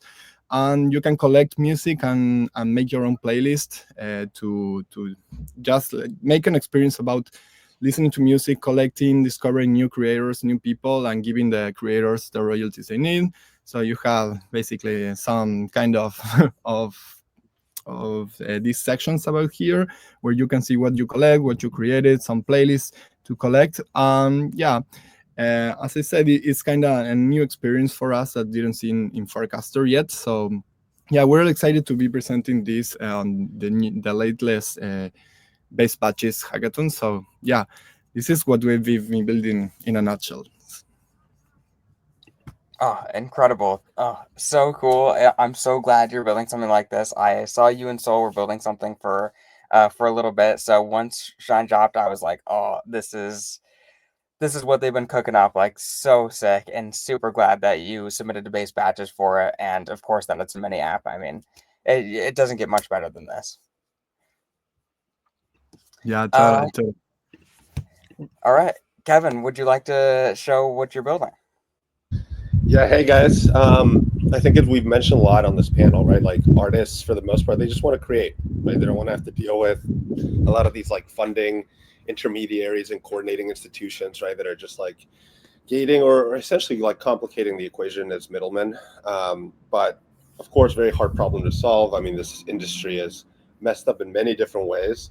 But what we built over the last couple of weeks, so for the base build-a-thon and for another hackathon, the Alliance hackathon here in SF, is a music launchpad for artists and collaborators to actually be able to kickstart projects, pitch backers and fund, and actually figure out all splits. So essentially like a cap table management system for a music project before it's even distributed to DSPs or before it's even launched. So here, let me show you guys. Is all right. I love that most everyone here submitted for base batches too. Like that was just coincidence. I didn't like handpick people who just submitted base batches, just because it's home base and whatever. Honestly, easy, very easy to get onboarded, and very easy to submit it too. Hey, it just goes to show base is the place. Oh yeah. All right, can you guys see my screen? Yes, your screen is now live. Okay, I'm cool. thinking So yeah, the platform is called Superfan, and it allows artists to essentially create new projects, fill out all the information, even upload a demo that's playable on the player. So similar to Musica 3, like we want to build a Farcaster app for this too. They can add all their collaborators. So if I'm a bedroom producer and I actually need a mixing engineer, right, to help me like mix a project or master whatever, I can give them a split of that project, and that's all on chain. So when this project publishes, it actually publishes a splits contract on chain with all of those collaborator percentages. They can decide to fundraise as well. So maybe I need $500 for some marketing and promotion, or to pay my mastering engineer. And when this is published, this is actually fully published on chain. So I can go into like my projects, see my drafts, see the projects that I funded. And of course, we're using like authentication, but this, of course, creating a base embedded wallet for the user, trying to hide crypto a little bit if we can. But of course, always checkable. It's authentication with Privy. And here you can see in the homepage, you can see the projects that are currently fundraising. So once I've created one of those projects, a little description, I can even play the demo. But what's really cool is that I can also check on that smart contract too to make sure that the splits are what they said they were. And I can also see the actual splits there. So these projects can be fully funded. The money is going directly into that splits contract, and when the funding goal gets hit, those distributions happen automatically to all the collaborators in the project, so they can actually kick it off, right? So maybe you don't even start the project unless it's funded by any backer on chain directly, using USDC or ETH directly to a Base smart contract. And right now we have on ramping with Coinbase Privy, with Coinbase on ramp, and as well. So yeah, I mean, really fun. It's been fun to explore. We've been also playing around with potentially launching and issuing a token when the funding goal gets met, but still, working around some of these things as well. Yeah, so I actually have a question for you. I didn't get to ask you this during the Base Batches New York City workshop. Thank you once again for coming to that as well. For sure. But I'm super curious. Once the splits in the funding is for the initial, so like once the song or the production actually like makes it to market, it's like how exactly does it earn revenue? Is it free? Like, or do they get to decide? And then, like, is there another like split on that side of things as well? Yeah, I think this is where it gets really interesting, right? Because Mhm. right now the structure that we have is with the revenue like connected. Are you guys hearing that, by the way? Is that music? I closed the tab, so I really don't. Oh, it's going crazy. It was like, what is it? I literally was Am like, I imagining it? I thought I was imagining it for a little bit. I thought it was me. Honestly, I was like, what is going on in my background? Yeah. Yeah. Oh, it seems to be gone. I think we're Yeah, that's a fantastic question. I mean, right now, yes, it's up to the artist to decide. What I think I'm going to build over the next week is essentially a connector to distributor, so we can connect to the DistroKid APIs, we can connect to the Two Lost APIs, and actually push revenue directly through Stripe into USDC and deposit it into a project's wallet address or a treasury, right? So then, yes, that could be up for the issuing artist, right, to decide what to do with that token. I don't know. There's many different forms that this can adopt, and I'm curious to hear everyone's opinions here too, because of course editions have been around for a while, tokenizing songs, etc. But I think the industry, maybe like at least crypto and on-chain, has been a little skeptical to call it like revenue shares in any way, right? As well, like, does that token have a claim on anything, on revenues? And if so, like, why not, or why yes? It's an interesting conversation to have. Yeah, it seems like there is some partnership between this and Coop Records that could make sense as well. Like start with getting the artists funded using Boardroom, and then eventually, like if they want to tokenize, like use something like Coop Records. Like maybe there is like a funnel here that could make sense. Oh yeah, I'll be reaching out to you, Michael. Sounds good. Okay, Sebas, I'm not sure if there's something specifically that you're working on that you'd like to show or cover, but don't feel obligated because this is not the only reason I've brought you guys here today. Okay, I can. I have some thoughts that I wanted to share, and I could show Sonata if you guys want. I don't know if I Switch would showed love it, that. but I can definitely show Sonata. So like Michael is also a co-founder of Sonata. I forgot saying that. Actually, Michael came up with the idea. I'll tell a brief story. We were working at Invest in Music, which was like a mini media platform for the music NFTs. They were called like that back then. So we had a podcast, newsletters, curator program, blah blah blah. And we decided we would like wind it down, and it was like, what can we do with our runway? And Michael said like, why don't we build a music client on Farcaster? There weren't any back then, so we decided to create Sonata. I will show it. Share screen. So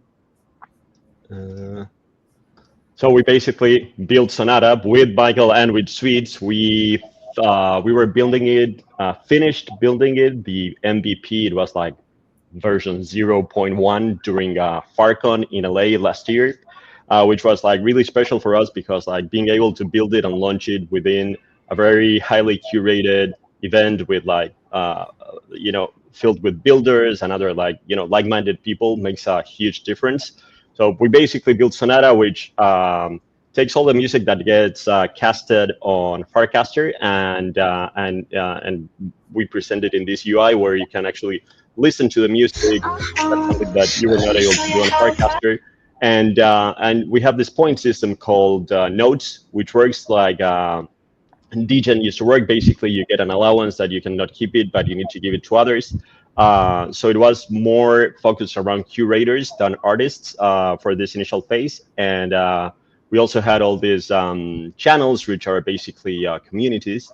And all these communities have their own like it's like a wallet address that is controlled by Sonata. What you can basically stake your nodes on these channels, so you can like see the channel that you like the most at the top. And there are also weekly rewards and other cool dynamics.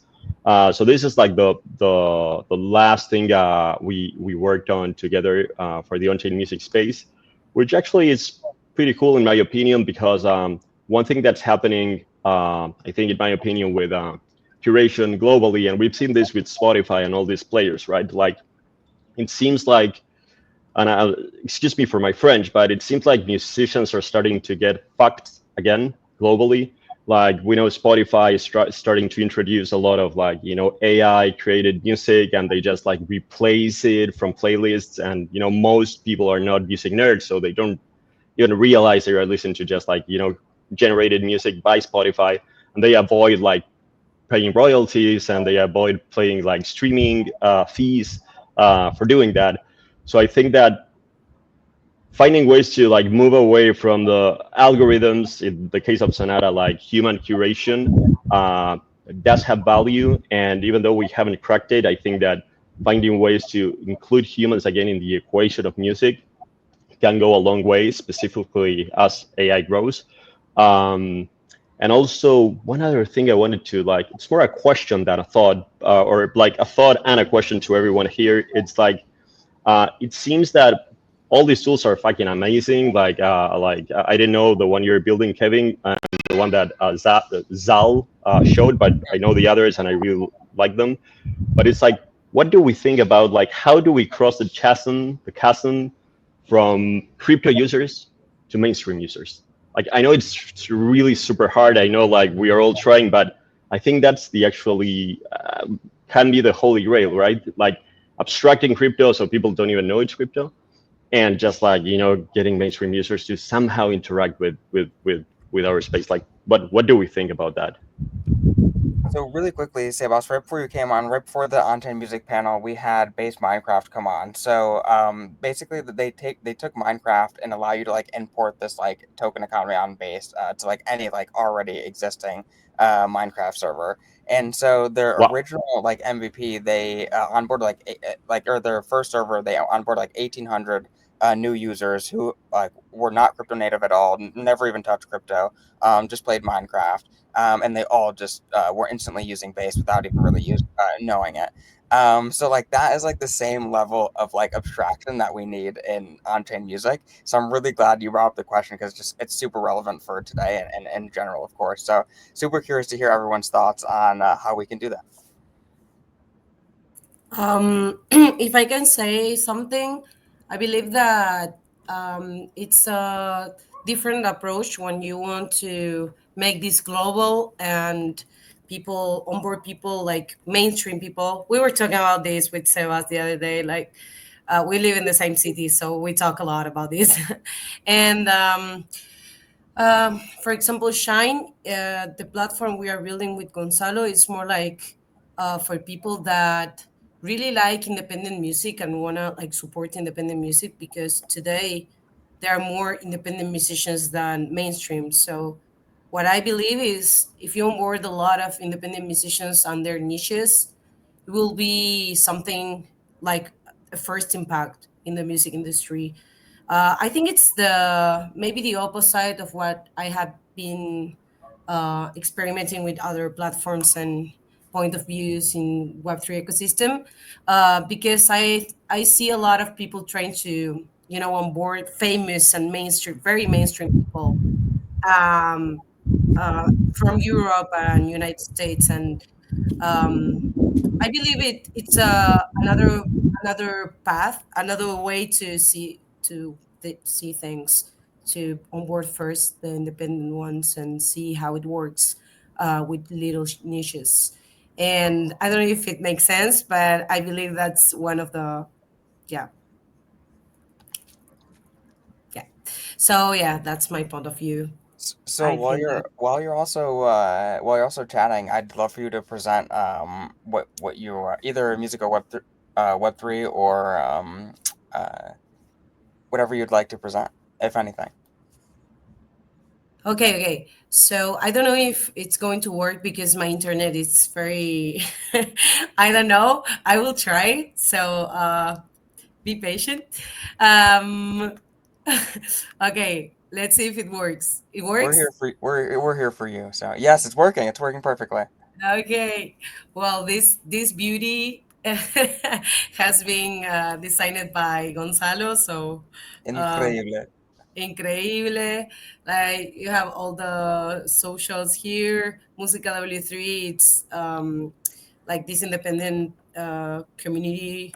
Uh, I'm sorry, not the independent community. It's a community of independent musicians in Latam. I already say that, but what I didn't say is that we onboard people a lot, and we participate in conferences like La VidConf, Ethereum Argentina, and others. Also in DevCon in Thailand.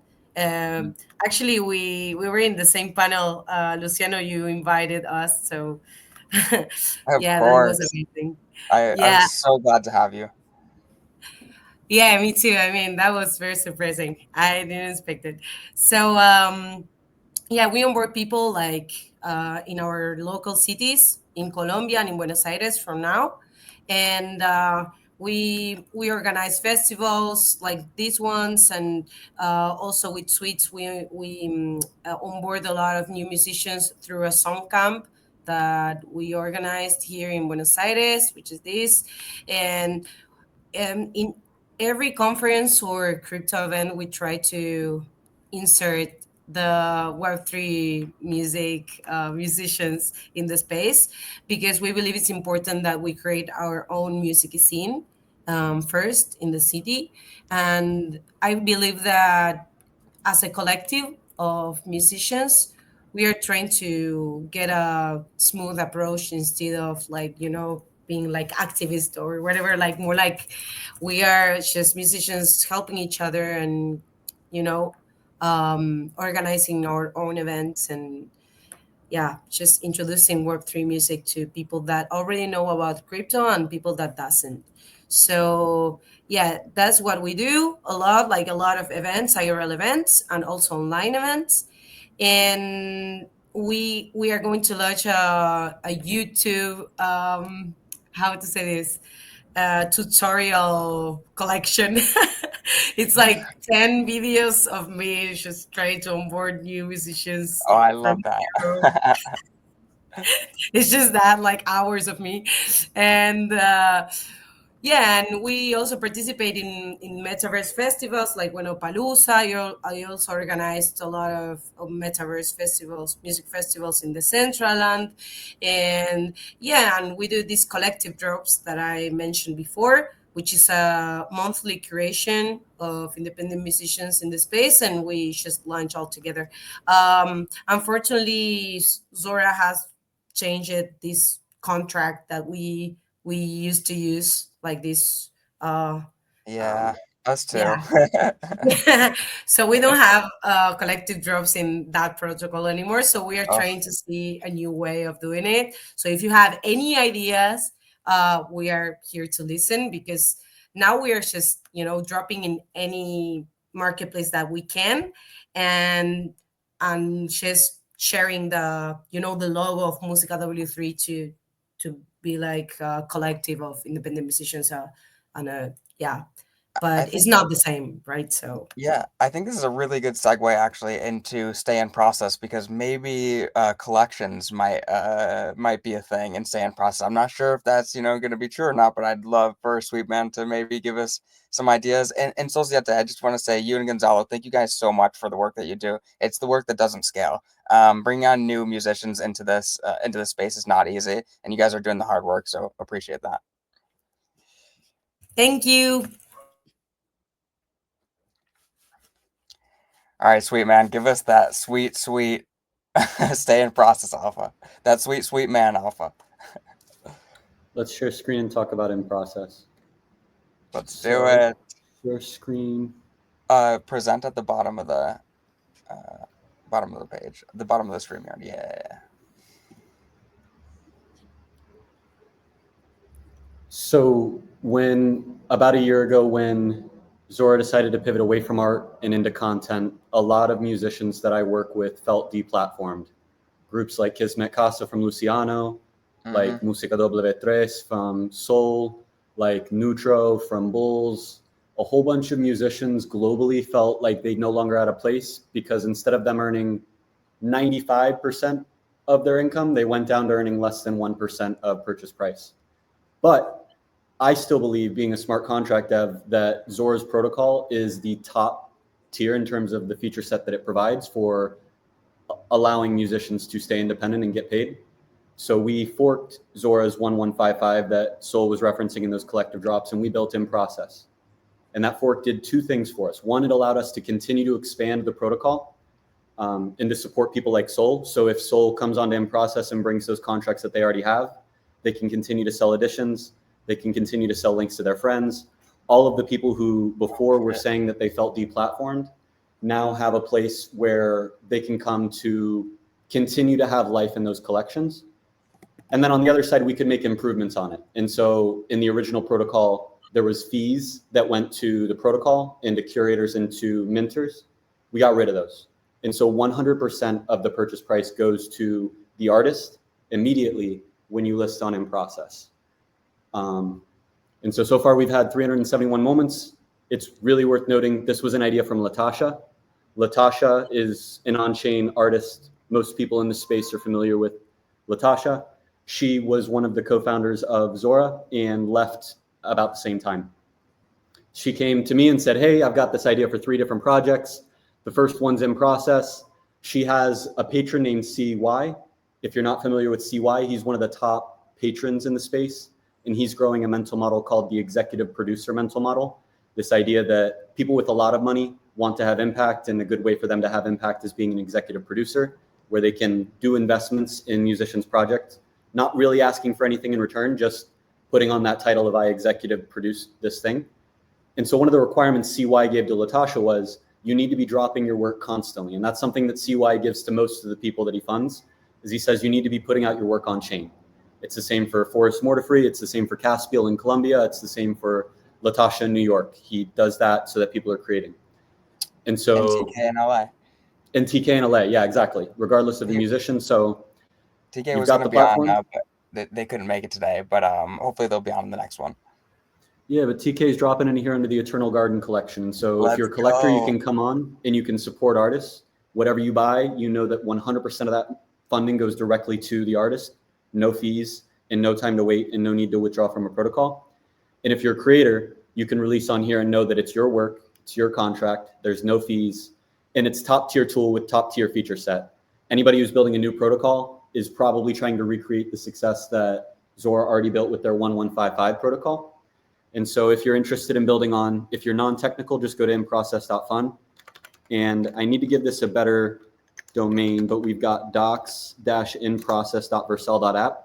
If you're more technical or if you're a vibe coder and you want to build your own app, like Sol was saying, we need to figure out what protocol we want to use.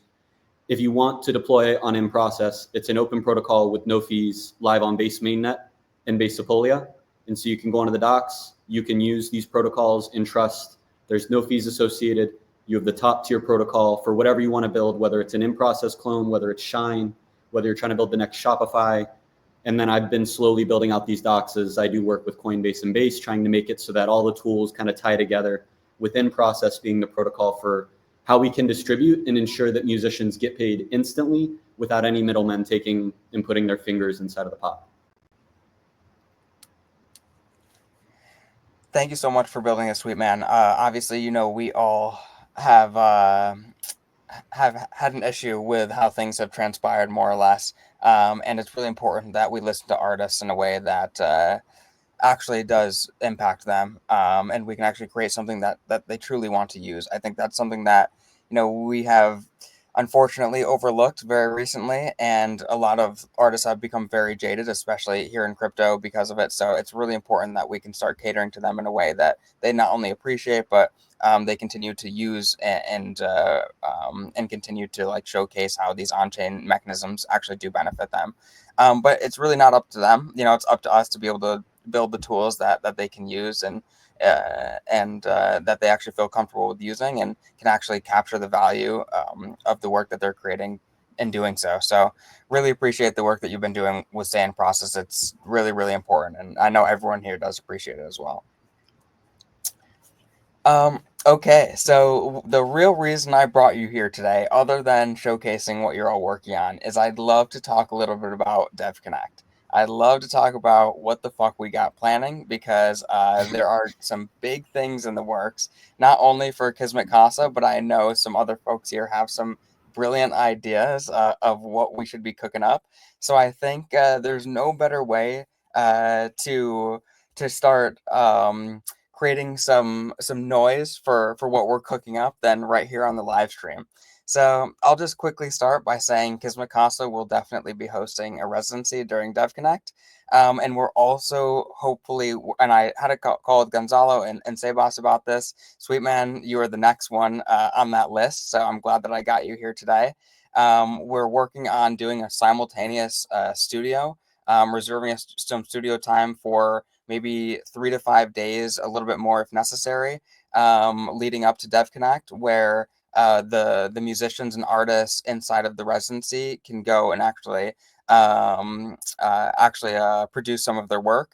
And then Kismet Casa with Neutro and Musica Web3 are also hosting the Art Hub at DevConnect, so we can, in theory, perform and showcase some of the work that we're producing in the residency. And I know that Sebas, and I'm not sure how public the festival information is, but if you guys would like to ideate or share some the festival idea that I know you have, feel free. If not, also no worries. So I can say a few things about DevConnect first, if you want, like high level about DevConnect, why it is so important and why it will like be fucking awesome.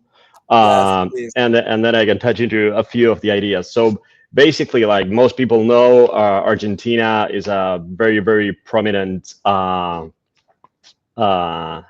land of crypto people, basically.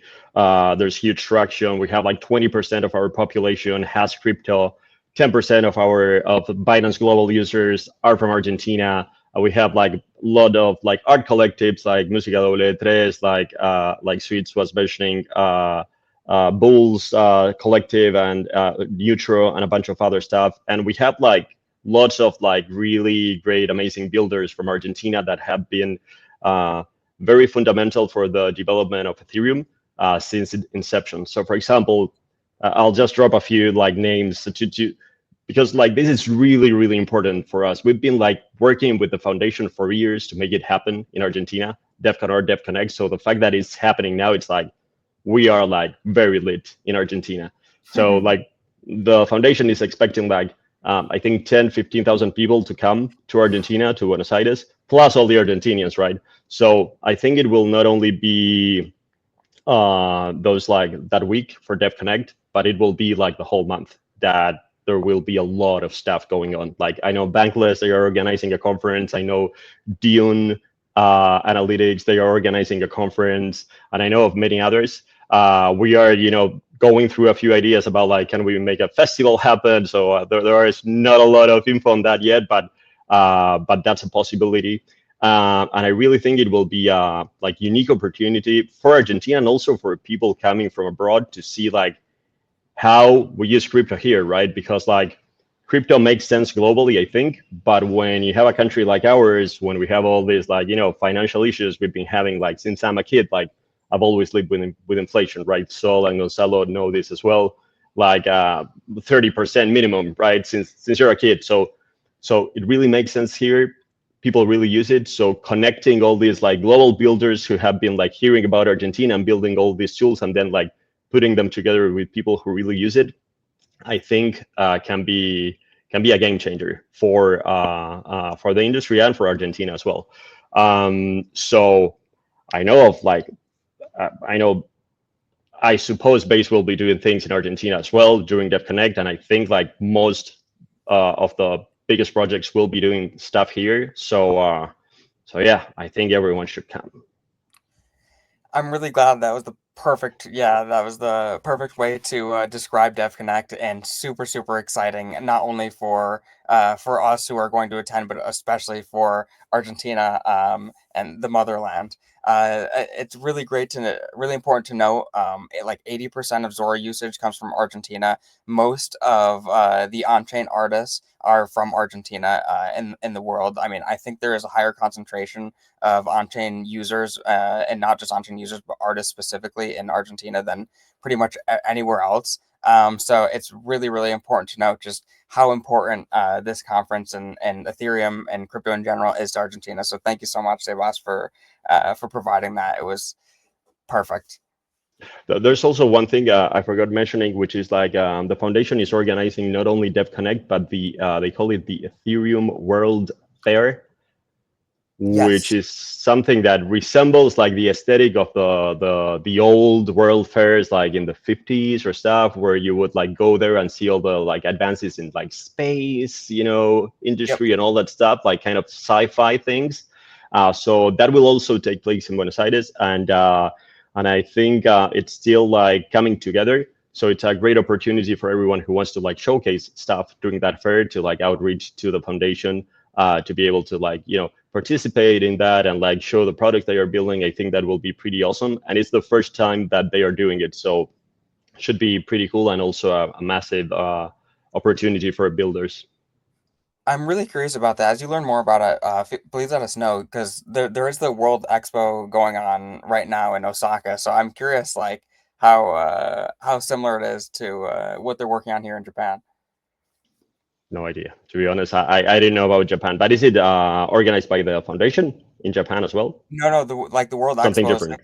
yeah, it's like every 5 years. Like the last one was in Dubai. Every 5 years, it's like the new World's Fair, more or less, like the modern World's Fair. Yeah, so and it's going on for the 6 months. So it's like organized by the Japanese government and like several like traditional organizations. They even actually have a partnership with Mina Wallet, one of the like wallet companies here in Japan, where all of the citizens can receive their ticket as an NFT, and as they go around to like all the expo exhibitions, they can like receive like an NFT from like proving that That's they actually there. amazing. So it's really cool, actually. Like Japan is like, it's so forward looking. I mean, the best part about it's very similar to Argentina, where like people just care about the real use cases. Like it's not about the speculation. Like it's just about actual utility.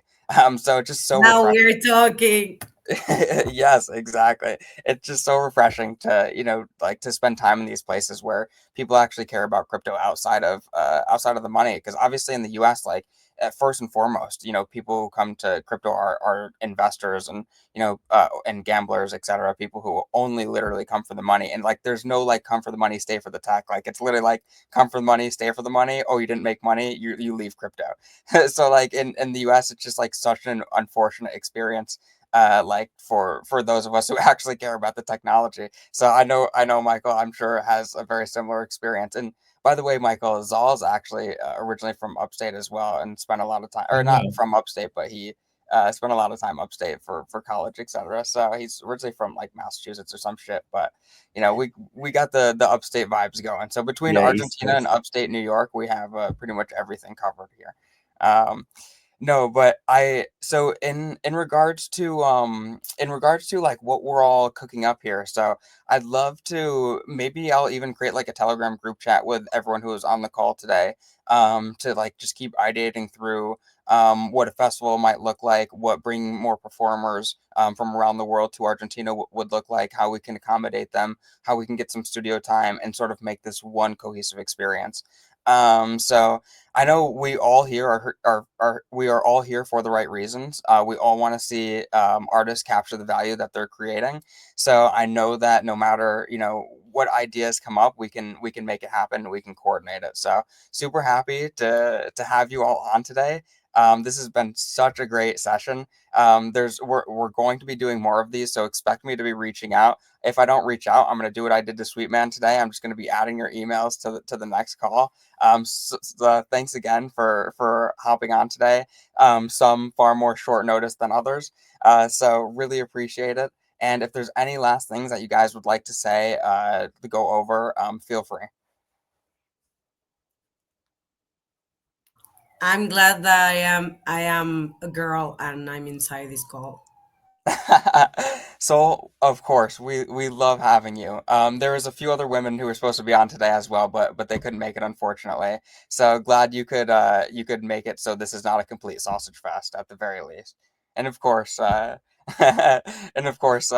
really do appreciate once again the work that you and Gonzalo do. I mean, Musica Web3 is one of the most important communities in Argentina, and I know Leia feels the same way. So we we'd love to have you as involved as possible for like the base studio and some of the stuff that we're sort of cooking up. And I talked to Gonzalo very briefly about it, but ultimately, if there's any studios that you guys recommend for around Palermo or one of the surrounding areas, feel free to let us know. We can work it into the budget. And of course, we need your help coordinating the studio and some of the musicians and all that good stuff as well. So we'd love to have you as involved as you'd like to be. So just let us know how you want to help, and you're there. Count on us. Perfecto. Much appreciated. All right, everyone. We have another session right after this. We're doing a little world building with this gaming company that has this. They have a specific IP that they want to use in a few different games. So we're going to be building out some games with that IP. So feel free to stick around if you want. But I know most of you have to jump. And thank you again, and we'll see you back here very, very soon. Thank Bye you, all. Luciano. Thank you. Bye. Ciao, ciao. Ciao bene. All right. Yo, I was scared as fuck. I was like, damn, I'm late. No, dude, you're good. You're right on time. I saw my schedule and I was like, damn, probably a different time zone or some shit. Oh, damn. No, you're all good. It's me who's on the different time zone. It's fine. It's currently 5 a.m. for me here in Japan, but damn. How are you handling that? Actually, I'm just sleeping when I can, man. At this point, I mean, you know what I mean.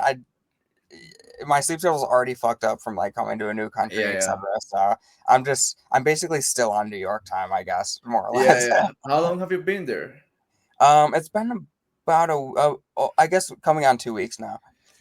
Oh, so it's fairly like recent. I thought you were like already like 6 months deep into the Japan country, and I've been back and forth. We've been working on this project with the local government actually to help citizens of this community to allocate public goods funding towards local impact. So the citizens of this like community will, in theory, be able to allocate government funding towards the nonprofits that impact them the most. Love that, yeah.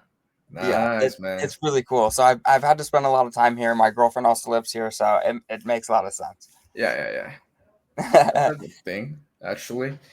Never been there. I want to go. Actually, it's like we need to bring you here.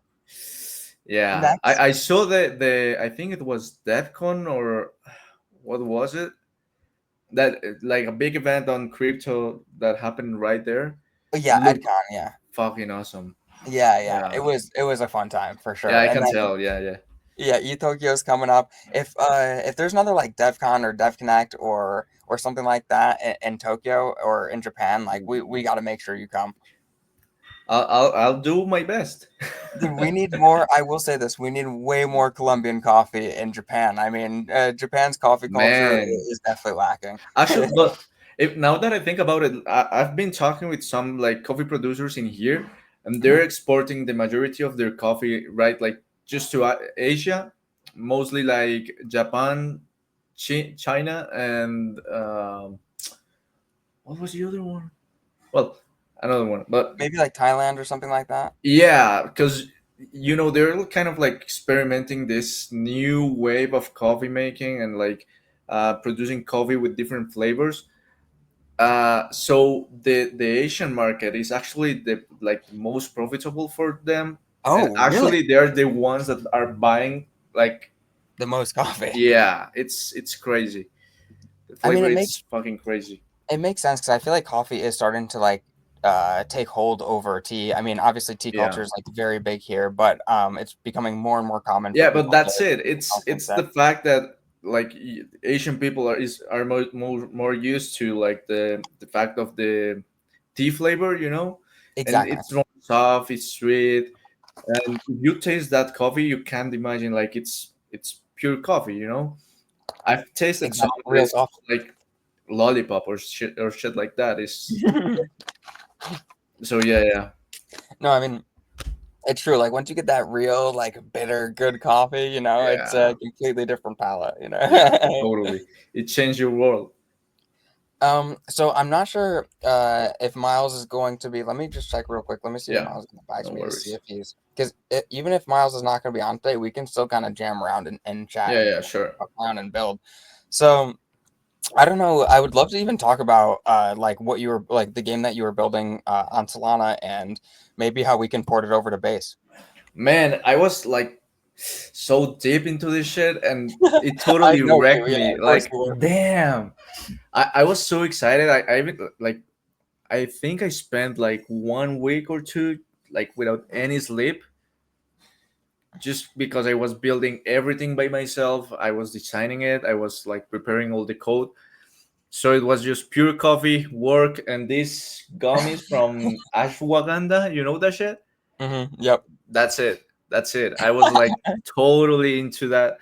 But yeah, Solaria was kind of like this experiment where I wanted to link like the actual token to the game. It was kind of like a city that was like planned to grow with the token. So depending on the market cap, the certain buildings you will get unlocked. So, for example, I don't know, like a maze, like a mini game or something. Oh, this is going to unlock when we reach, I don't know, 100K market cap. And man, That like is the actual idea insane. was working. I got everything to work. I had NFTs. I had like a bunch of things working. I had to even like create a different workflow to allow the transactions to happen between like the arcade games and the users, Mhm, so you will actually play and you will get some rewards. It was mhm. kind of like a casino, but I prefer to call it arcade just because legal actions. Yes, yes. um It's a but yeah, financial man, yeah. arcade. But actually it No, was like crazy. I was I mean, so happy to make it work. And it's a really cool idea. I think it's like it has real merit because it's like it's even like a more like positive like pump fun, right? Like instead of like yeah. people like hopping on a live stream and being like, oh, like a token does this now, I fucking suck my own dick. It's like no, Yeah, like you play this game, you have fun playing the exactly. game, and like you earn from the game, and like the experience actually gets better Yeah, exactly. based on And we were merging like both worlds of the things that I love the most, which is like that. Web3 and AI agents. Wait, dude, Yeah, maybe sorry to cut you off real quick, but maybe yeah, this it's could fine. actually be rebuilt as like a crowdfunding, Yeah, like a Kickstarter, because like that is like, I mean, that for game developers, that's actually what's so hard about adding that level of functionality is like, hey, we actually don't have like the capital to like pay 10 developers to yeah, add like a whole new map to the game, right? totally. So like it actually would make sense for like a qualified game developer to be like, hey, like here's how much money we would need to make. Yeah, If yeah, Here's how much money we would generate from trading fees if the market cap reached X, Y, and Z. And you could actually calculate like a pretty accurate yeah, uh, um, yeah, like a pretty accurate estimate for how much money you would need to start building out like those features and those milestones. yeah, yeah. I was like going crazy with this idea. Actually, to be honest with you, I was like the first idea. If I show you my drafts, all of them are like called base build because I wanted to build it in the base ecosystem. I wanted to do something with base. I've been kind of like taking a look at base yeah, the base ecosystem. But I thought like, okay, Solana is like the main channel for you to launch tokens and all this shit. But man, For degens are degeneracy, yeah. yeah, it's like the It's the too whole white degenerate. paper, yeah, the whole white paper was like, yo, this city depends on you. Like, you going to let your greediness win, or you're going to help us build like this giant. Fuck that! Give me my money and that's it. And I was like, Yeah, they're like damn, my greediness wins. bro, Yeah, bro, I mean we it's the chain went, for it. yeah, we went for like 3 million on market cap, just me and like my computer and that shit. And the like the exact same day, it went from 3 million to almost 1 million, and from that it was just like, so I was like, no, I'm like done You with this shit. Yeah, you can't really because you just can't trust mercenaries, especially like in the Solana ecosystem, to like Yeah, actually use the product or play the game. Like they're just not there for that. Like the game that they're yeah, there to play is short-term profit. And like, don't get me true. wrong, like that's a game to be played and all that good stuff. But at the end of the day, like if we want to create something more valuable, we can't rely on them because they're just not Yeah, real users. It's like trying to like build an app on the World Store, like the World Coin Store. You know, yeah, it's yeah, like yeah, they're not real users. You know what I mean? Like I don't care if they scan their eyeball or not. Like yeah, yeah, yeah. they don't actually use the fucking app. So what's you know what I mean, you can't really call them real users. Yeah, And that's why like base is so important because like base actually has a real community of real people yeah, I've who noticed that. actually who actually want to use these products, want to play these games and do so Yeah, it's there's definitely a place for you here. And if you even wanna come on live stream and like build it out live, like it's a lot of yeah, people come on this live stream to like live code, vibe code, and yeah. like I don't start. mind. I love it. Yeah, yeah. So they a lot of people come on just to start building distribution for what they're building before it's even done, and then people just give them feedback like, "Hey, love that idea. I would do this. I would add this. I Perfect. would love to play it. If you do this." So feel free in the future, like just hit me up if you ever want to like come on, like if you're serious about like porting this over to base and Yeah, you yeah. want to start like building distribution for that. Just let me know and we can bring you Perfect. back on and we can start running it up. Appreciate that, man. Yeah, I've been wanting to like kind of like create this world, but actually that it's worth for someone, besides the money and all that, like people that actually get to use it. Because like I told you, I built all this shit in Unreal.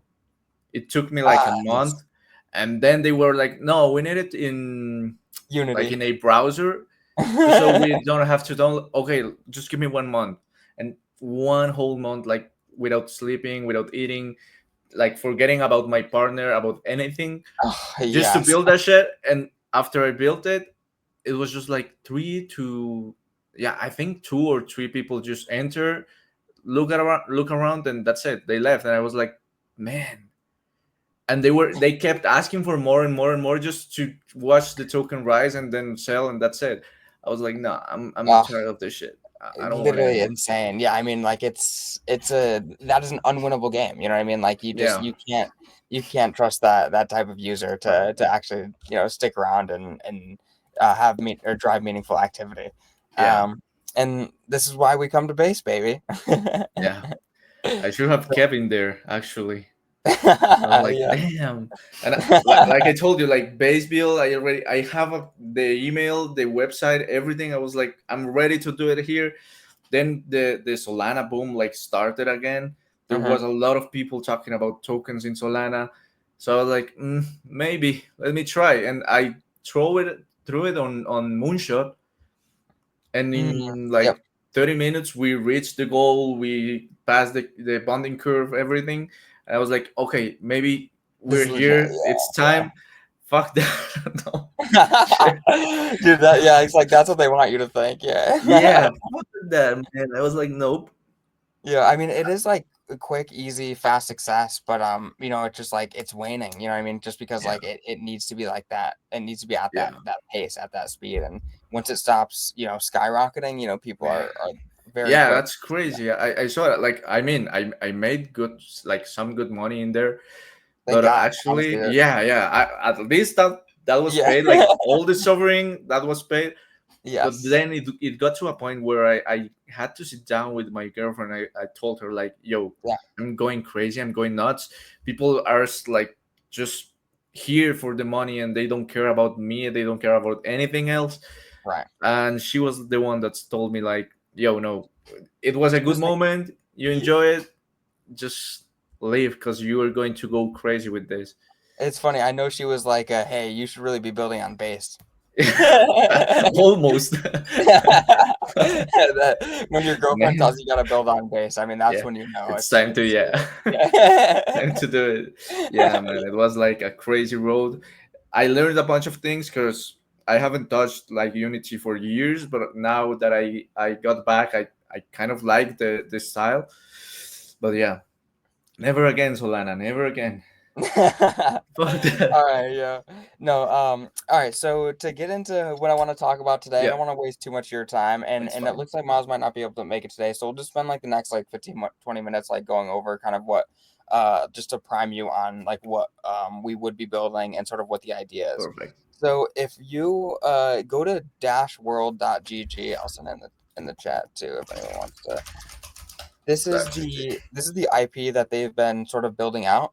They've been training this this AI character on Miles, the person who's going to be joining us next session, and it's more or less this like musician, this character, this story, this lore around this character called Dash, yeah, and they want to start building out games with this character specifically.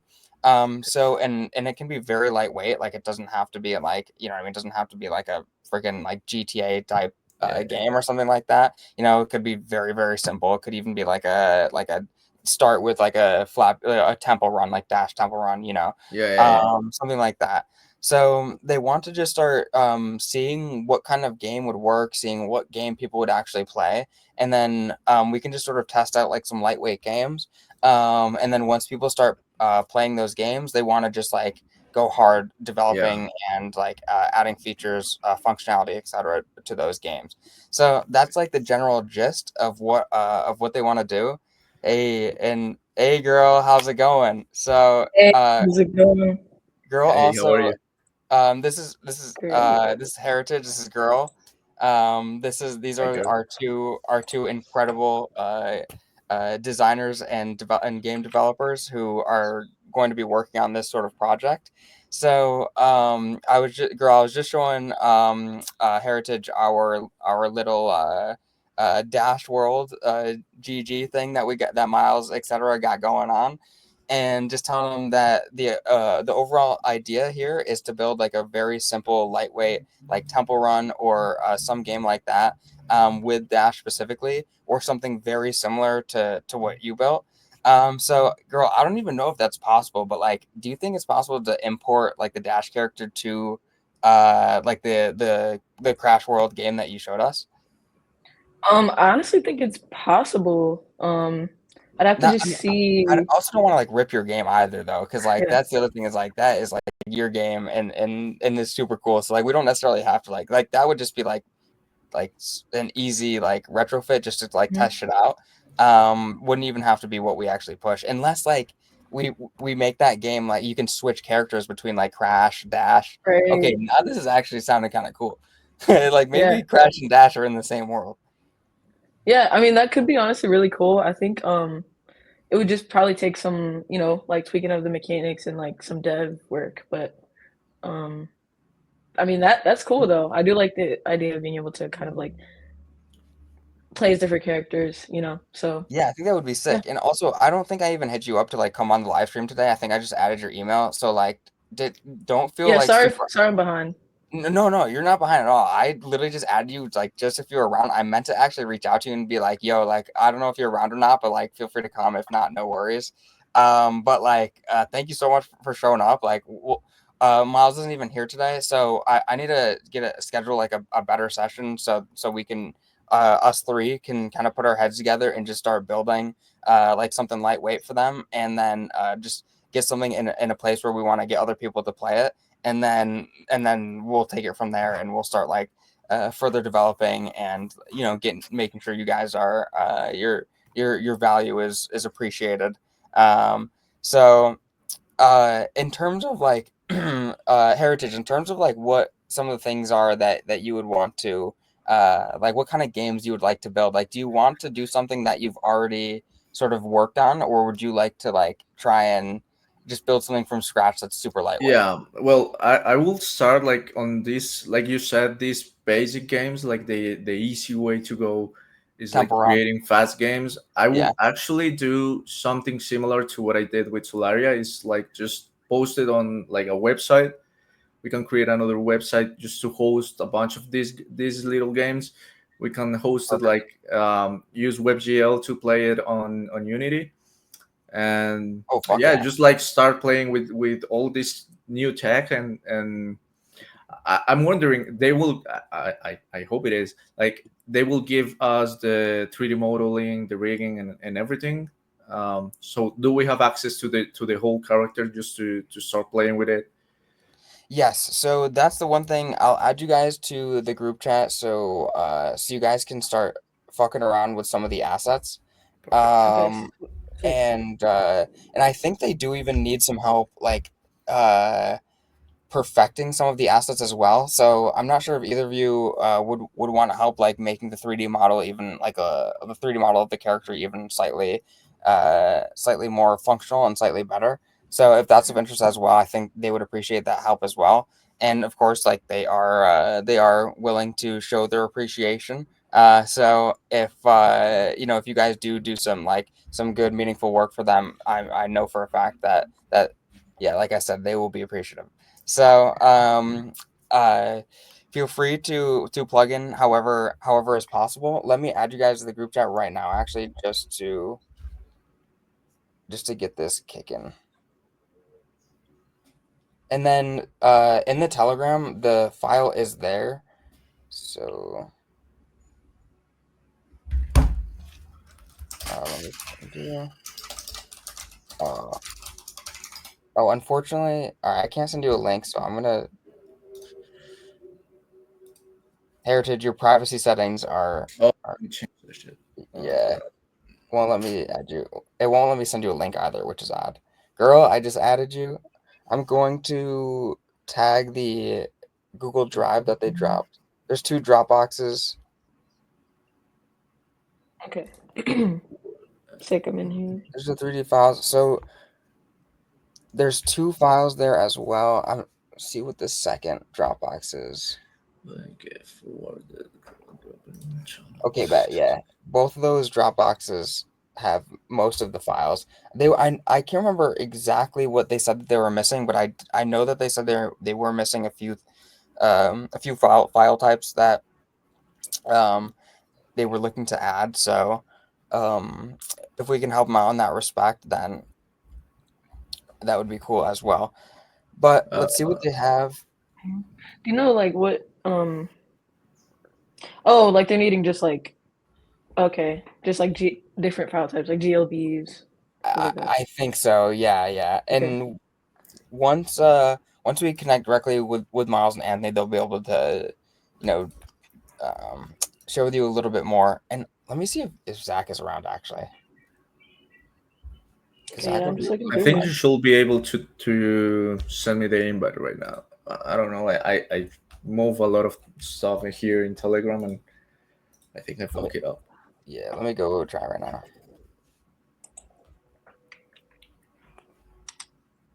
Ah, damn, I still can't. Let me see if I can. Oh my god. Oh yeah, because Settings maybe. No. Where is it?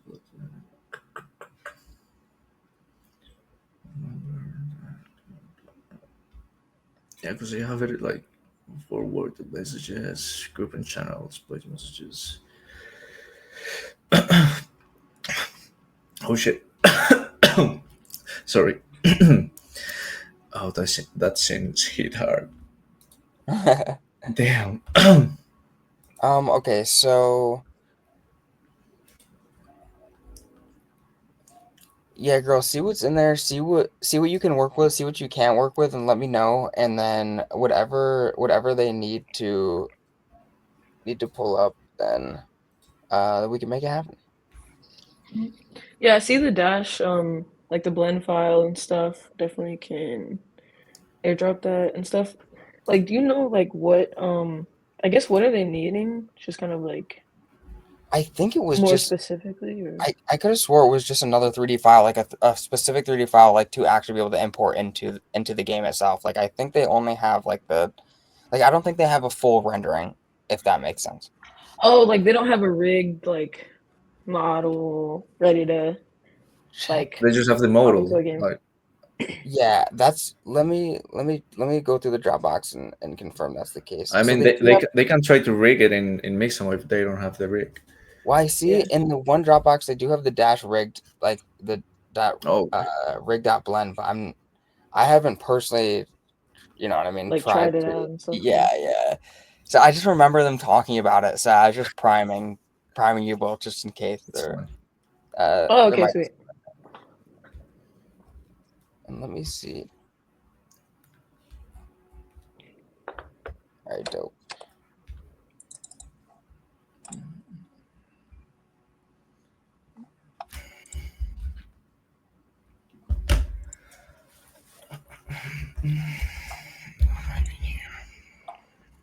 So I think this would be actually really cool if we like diverted down two paths here because I think, girl, you have like a really good, like you already have something I feel like that Dash wants. Like you've already Mhm. are building in that direction. So I feel like you should use this to like continue building it in that direction, like both for yourself and for Dash, like where it makes sense.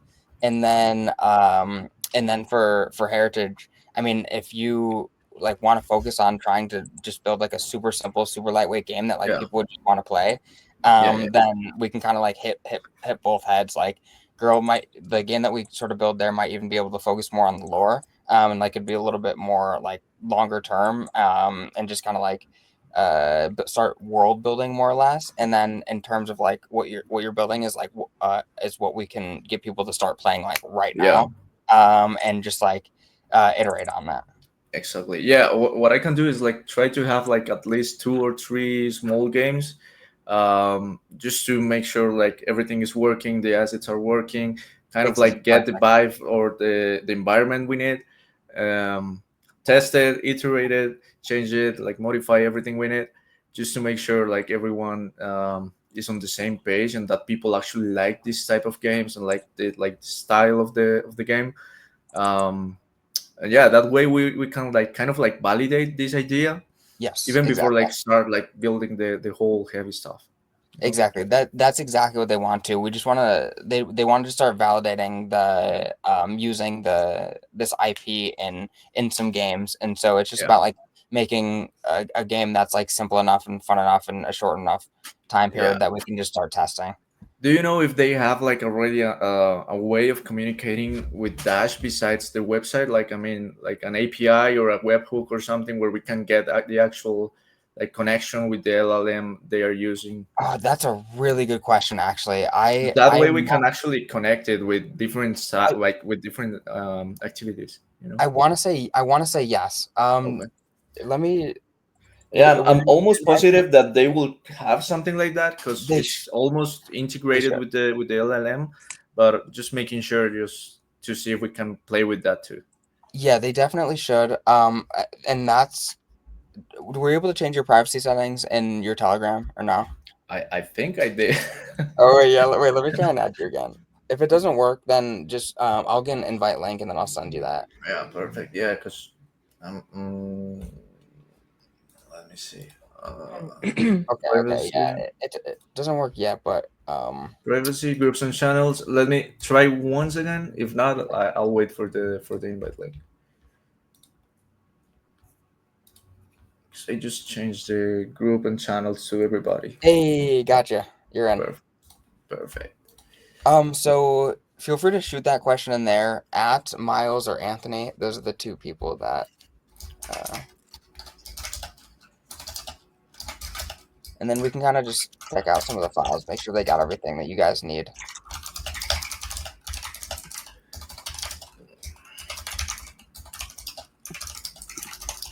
Yeah, I think this is gonna be a really fun project. Actually, like, really appreciate you both for hopping on and joining us and participating in this. Like, you two are literally the first two people that came to my mind Appreciate that. when they asked about doing something like this. So, Yeah, man. Thank you. of course. Oh, girls, all goes a girl crash in the building. Hey. You know Zal. Wait. Yeah, I know Zal. You know Zal? Hey, you Let's fuck with the go. Zao? Yeah, you already know. Yeah, you already know. That's so funny.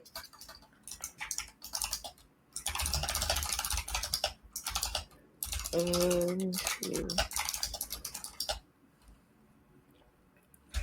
Sounds like the beginning of like a little Dicky song. Like, you fuck with the Zao?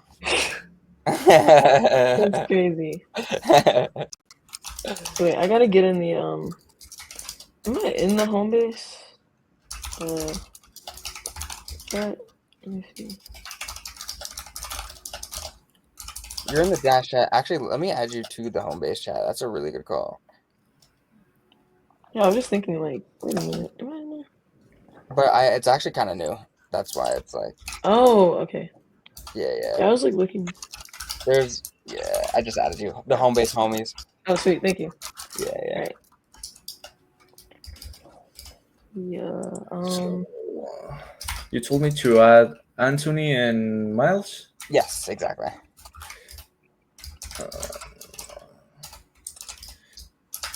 And thank you guys for doing this on live too. I know it's like a lot to ask, but I fucking love it. I love it. Yeah, This is build the in way. public. Yeah. Hell yeah. I mean, because a lot of people be like, "Oh, I'm building in public," and they'll like post like a screenshot or like a video they recorded like 10 days before. Yeah. And you're like, okay. Actually, building public is fucking hard, man. Like, oh damn, Yeah, right. It's It's really almost impossible. demanding. Bro. I've tried it. I tried it like 6 months ago, and was like, Yeah, like, damn. It's hard. Well, I'm the thing trying is, once again with this like kind of startup I'm building, but man, it's hard. well, I Yeah. mean, honestly, even like what you were doing, like when you're really running up the coffee shop, like you were basically building in public because like almost every day you were making content and like Yeah, showing but that's the like, you thing. know, what People were doing. came to me to ask for like some questions or things like that. But in here, it's just like you need to keep going and you need to keep posting, keep sharing. But you don't even know who are you talking to and like what are the actual like struggles these people have. You know, Right. in the coffee shop, I already like knew all these people. They were like, "Yo, I need this. I need help with this." It's kind of like the difference that I'm still not like used to. Yeah, it makes it a lot harder when it's not in person. Like in person really does just make everything a little bit easier. Yeah, I love it. I love it. Yeah. Me too. Especially in the online world, like we got to get back to in real life. Yeah. Honestly. Hey, but that's why we do these live streams, right? Like we live stream until we see each other in person. You guys come to Kismet Casa residency, and then we run it the fuck up. Yeah, right. It's in between seeing each other in person, basically. Exactly. Yeah. This is where we begin the cook, but it's not where it Right. ends. Right. The cook continues. The cook continues. Yo, that's great. Oh my gosh. Yeah, I'm just trying to open this like blend file, but I think my computer I might have to restart my computer. It's pretty big. That's pretty fun. Do what you gotta do. And we also don't have to spend too much time on this today. I just kind of want to get you guys both primed and ready. So like when we schedule the next one with them, well, we're ready to go. And honestly, they don't even necessarily have to be on the last one or the next live stream. If we have the files and everything that we need, then we can kind of just get started without them and just keep them posted on what's going on. So Miles also makes a lot of music as well, and works with a lot of musicians out in LA, etc. So it'd be really cool, girl, to like also possibly collaborate, you know, in some way, shape, or form around like the music that they're creating for the Dash world. Yeah. Yeah, I agree. I think it'd be like a pretty good like collab also if we're gonna be like kind of blending the worlds and stuff or having some kind of crossover there. So that could be perfect, honestly. That actually would be so cool. Like if Dash and Crash end up like I mean, it almost feels like parallel universes. Like already. Yeah. I wonder. I'm curious too. Like, do they have like other like 3D assets? Do they have a 3D world built out already? Like, I don't think they got a world, no. That's why like I literally think like in terms of like the game specifically, like you're ahead. The only thing like what they've really been focused on is training the AI and that character. So that character is yeah, like truly does feel like a human being, and it really does, yeah. like It's interacting with that. amazing. Yeah. So Yeah. like they've been running that like the personality of that AI up of Dash up. But also like the style is very similar. Like it's not like Mhm. it's not the same as Crash, don't get me wrong, but it's like similar enough where like it does feel like the worlds like can merge. Yeah, I agree. And there's this whole like, do they have any lore, like any like story behind, like in Yes. their world and stuff? Yeah, so if you ask Dash like hey like where are you from and like who's your girl and like all that shit like Okay. Dash more or less has an answer to all of that already. Okay, but So most of the lore already exists. So we really don't have to like reinvent the wheel there. In fact, Anthony, let me actually bring it up because Anthony posted and Miles posted something about what lore that they could. Okay, I got it to open, but I don't. I feel this rig is kind of like, I don't know. yeah. It's weird. Let me try and But I blend it definitely on want this one. to. Oh, sorry. No, it's fine. It's fine. You go ahead. No, I definitely want to like pick their brains on the like how they train the agent, how long it took to like get the responses to be so detailed and so like human feeling. But also just like I have chatted with him a little bit. But there is some lore, some like Crash lore as well. So I want to kind of just like talk to Dash a little bit to see like where maybe the lores could even just the story could kind of like Yes. So cross over or make sense, you know. he did have he did send a thing about like here's where the lore would fit in the best for games. So let me just find that because he Mhm. did type it out and send it. So I'm gonna send that to you guys. Okay, So, but so that way you don't have to like go too hard reinventing the wheel there. Let me find this.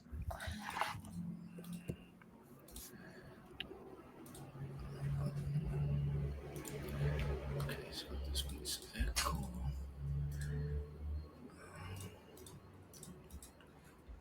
oh cool, and it's persistent. You can kind of log in and pick Yes. up. Yeah, That's and really yeah, cool. Dash remembers you, I believe. Yeah, that's really cool. Let me see.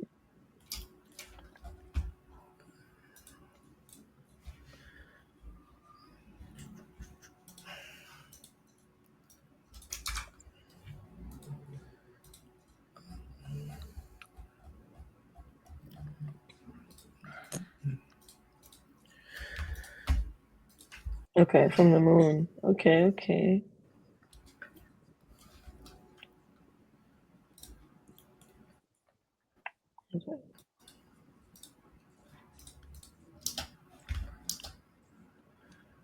Okay, so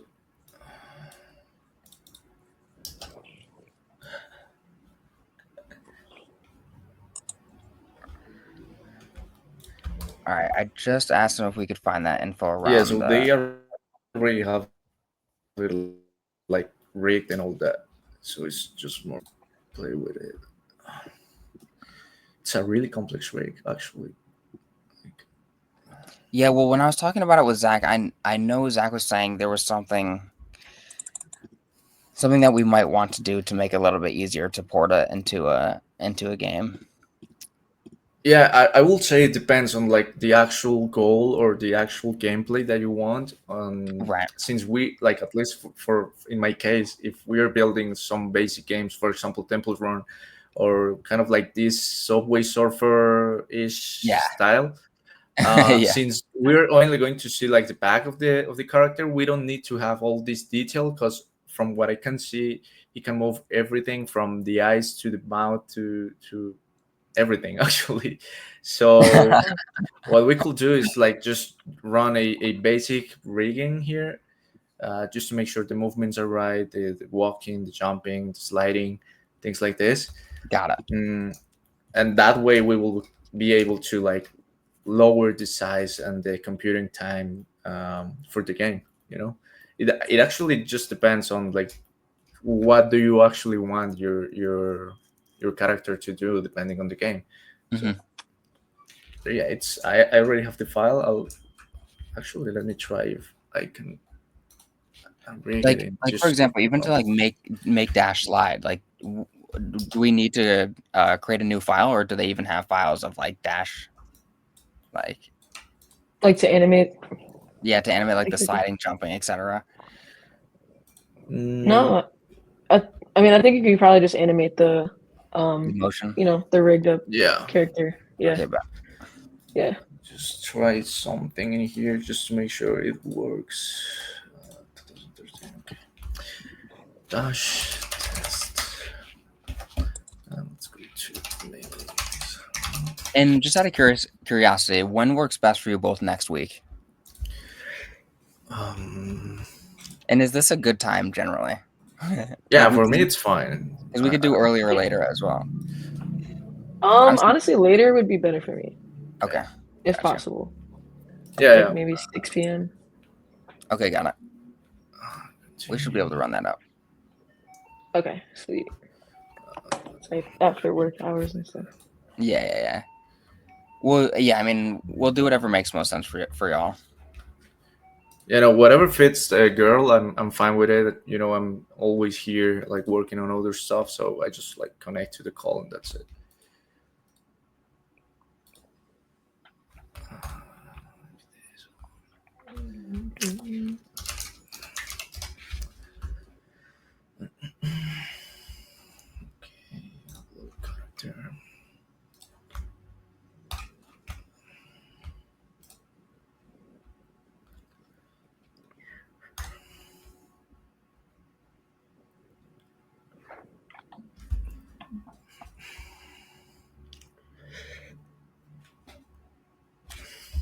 So is your company called Broken Watch? No, that's actually the personal brand I'm trying to build. Like once again, build in public. So yeah, I told Luciano I'm using this name because I had a Rolex. I have a Rolex that my dad used to wear before he died, and he broke it. It broke, so like the glass just broke. So I went like, yeah, you know what? I'm not changing it. So I just use Broken Watch, and that's. I love it. Man's like, yeah, cool. I'm gonna watch now. Like, yeah, fuck it. That's a good story, though. Honestly. The lore. Yeah, the lore. Yeah. Broken Watch CEO. So is that what your Twitter is called? Yeah, Broken Watch CEO. Although I'm in there, I'm more focused on this kind of like AI startup I'm making, like more indie dev things. Game development for me is kind of like a passion, but the actual money comes from indie deving. At least for me, it's like the way to go. Yeah.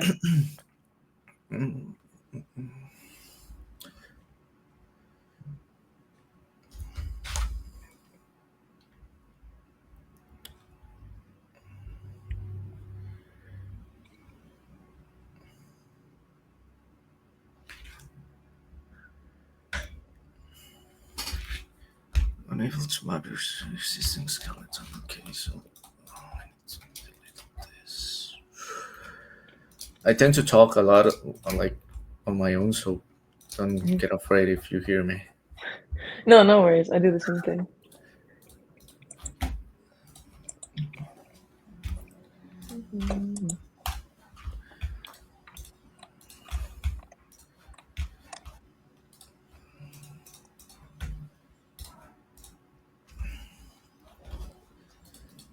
Let's see.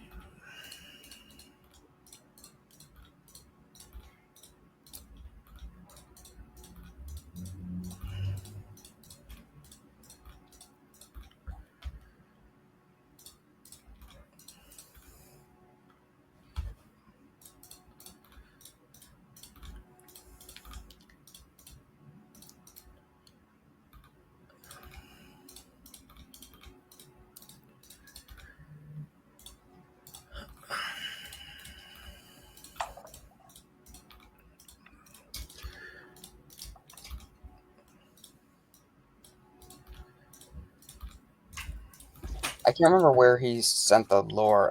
He was like, "Yo, here's like 5 places the lore will fit perfectly into a game," and I had it somewhere, but I can't find it. So either he'll send it again, or I'll find it and then I'll send it to you guys just to make your lives a little bit easier.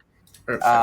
But that's pretty much everything for today. I'll think about or I'll try and coordinate on the best time for next week. Let you guys know, see if I can get Miles and them there just to make it a little bit easier, and then we can continue building. Perfect. I'll Sick. keep trying some things here, so I'll keep you updated if I make some. Dope. Yeah, feel free feel free to do whatever you like. I'd say just prime it and just kind of like see what Yeah. works, see what doesn't. So that way if you know, we are coming back on live stream, you just know exactly, how to move forward, how to like build it out or whatever. For sure. Hell yeah. That I sounds really good. appreciate you both. Like seriously, like this is gonna be sick. Yeah, I'm excited. Me too. I'm Me super too. excited. All right, let's build some cool shit. And Perfect. I'll see you guys both back here next week. Yeah, just let us Okay. know. Okay. Hell yeah. All right. Carol, a Peace out. pleasure. All right. Take See you care. guys. Luigi, take Peace, care. Luciano. Yes. All right. Nice to meet Legends. you. Absolute legends.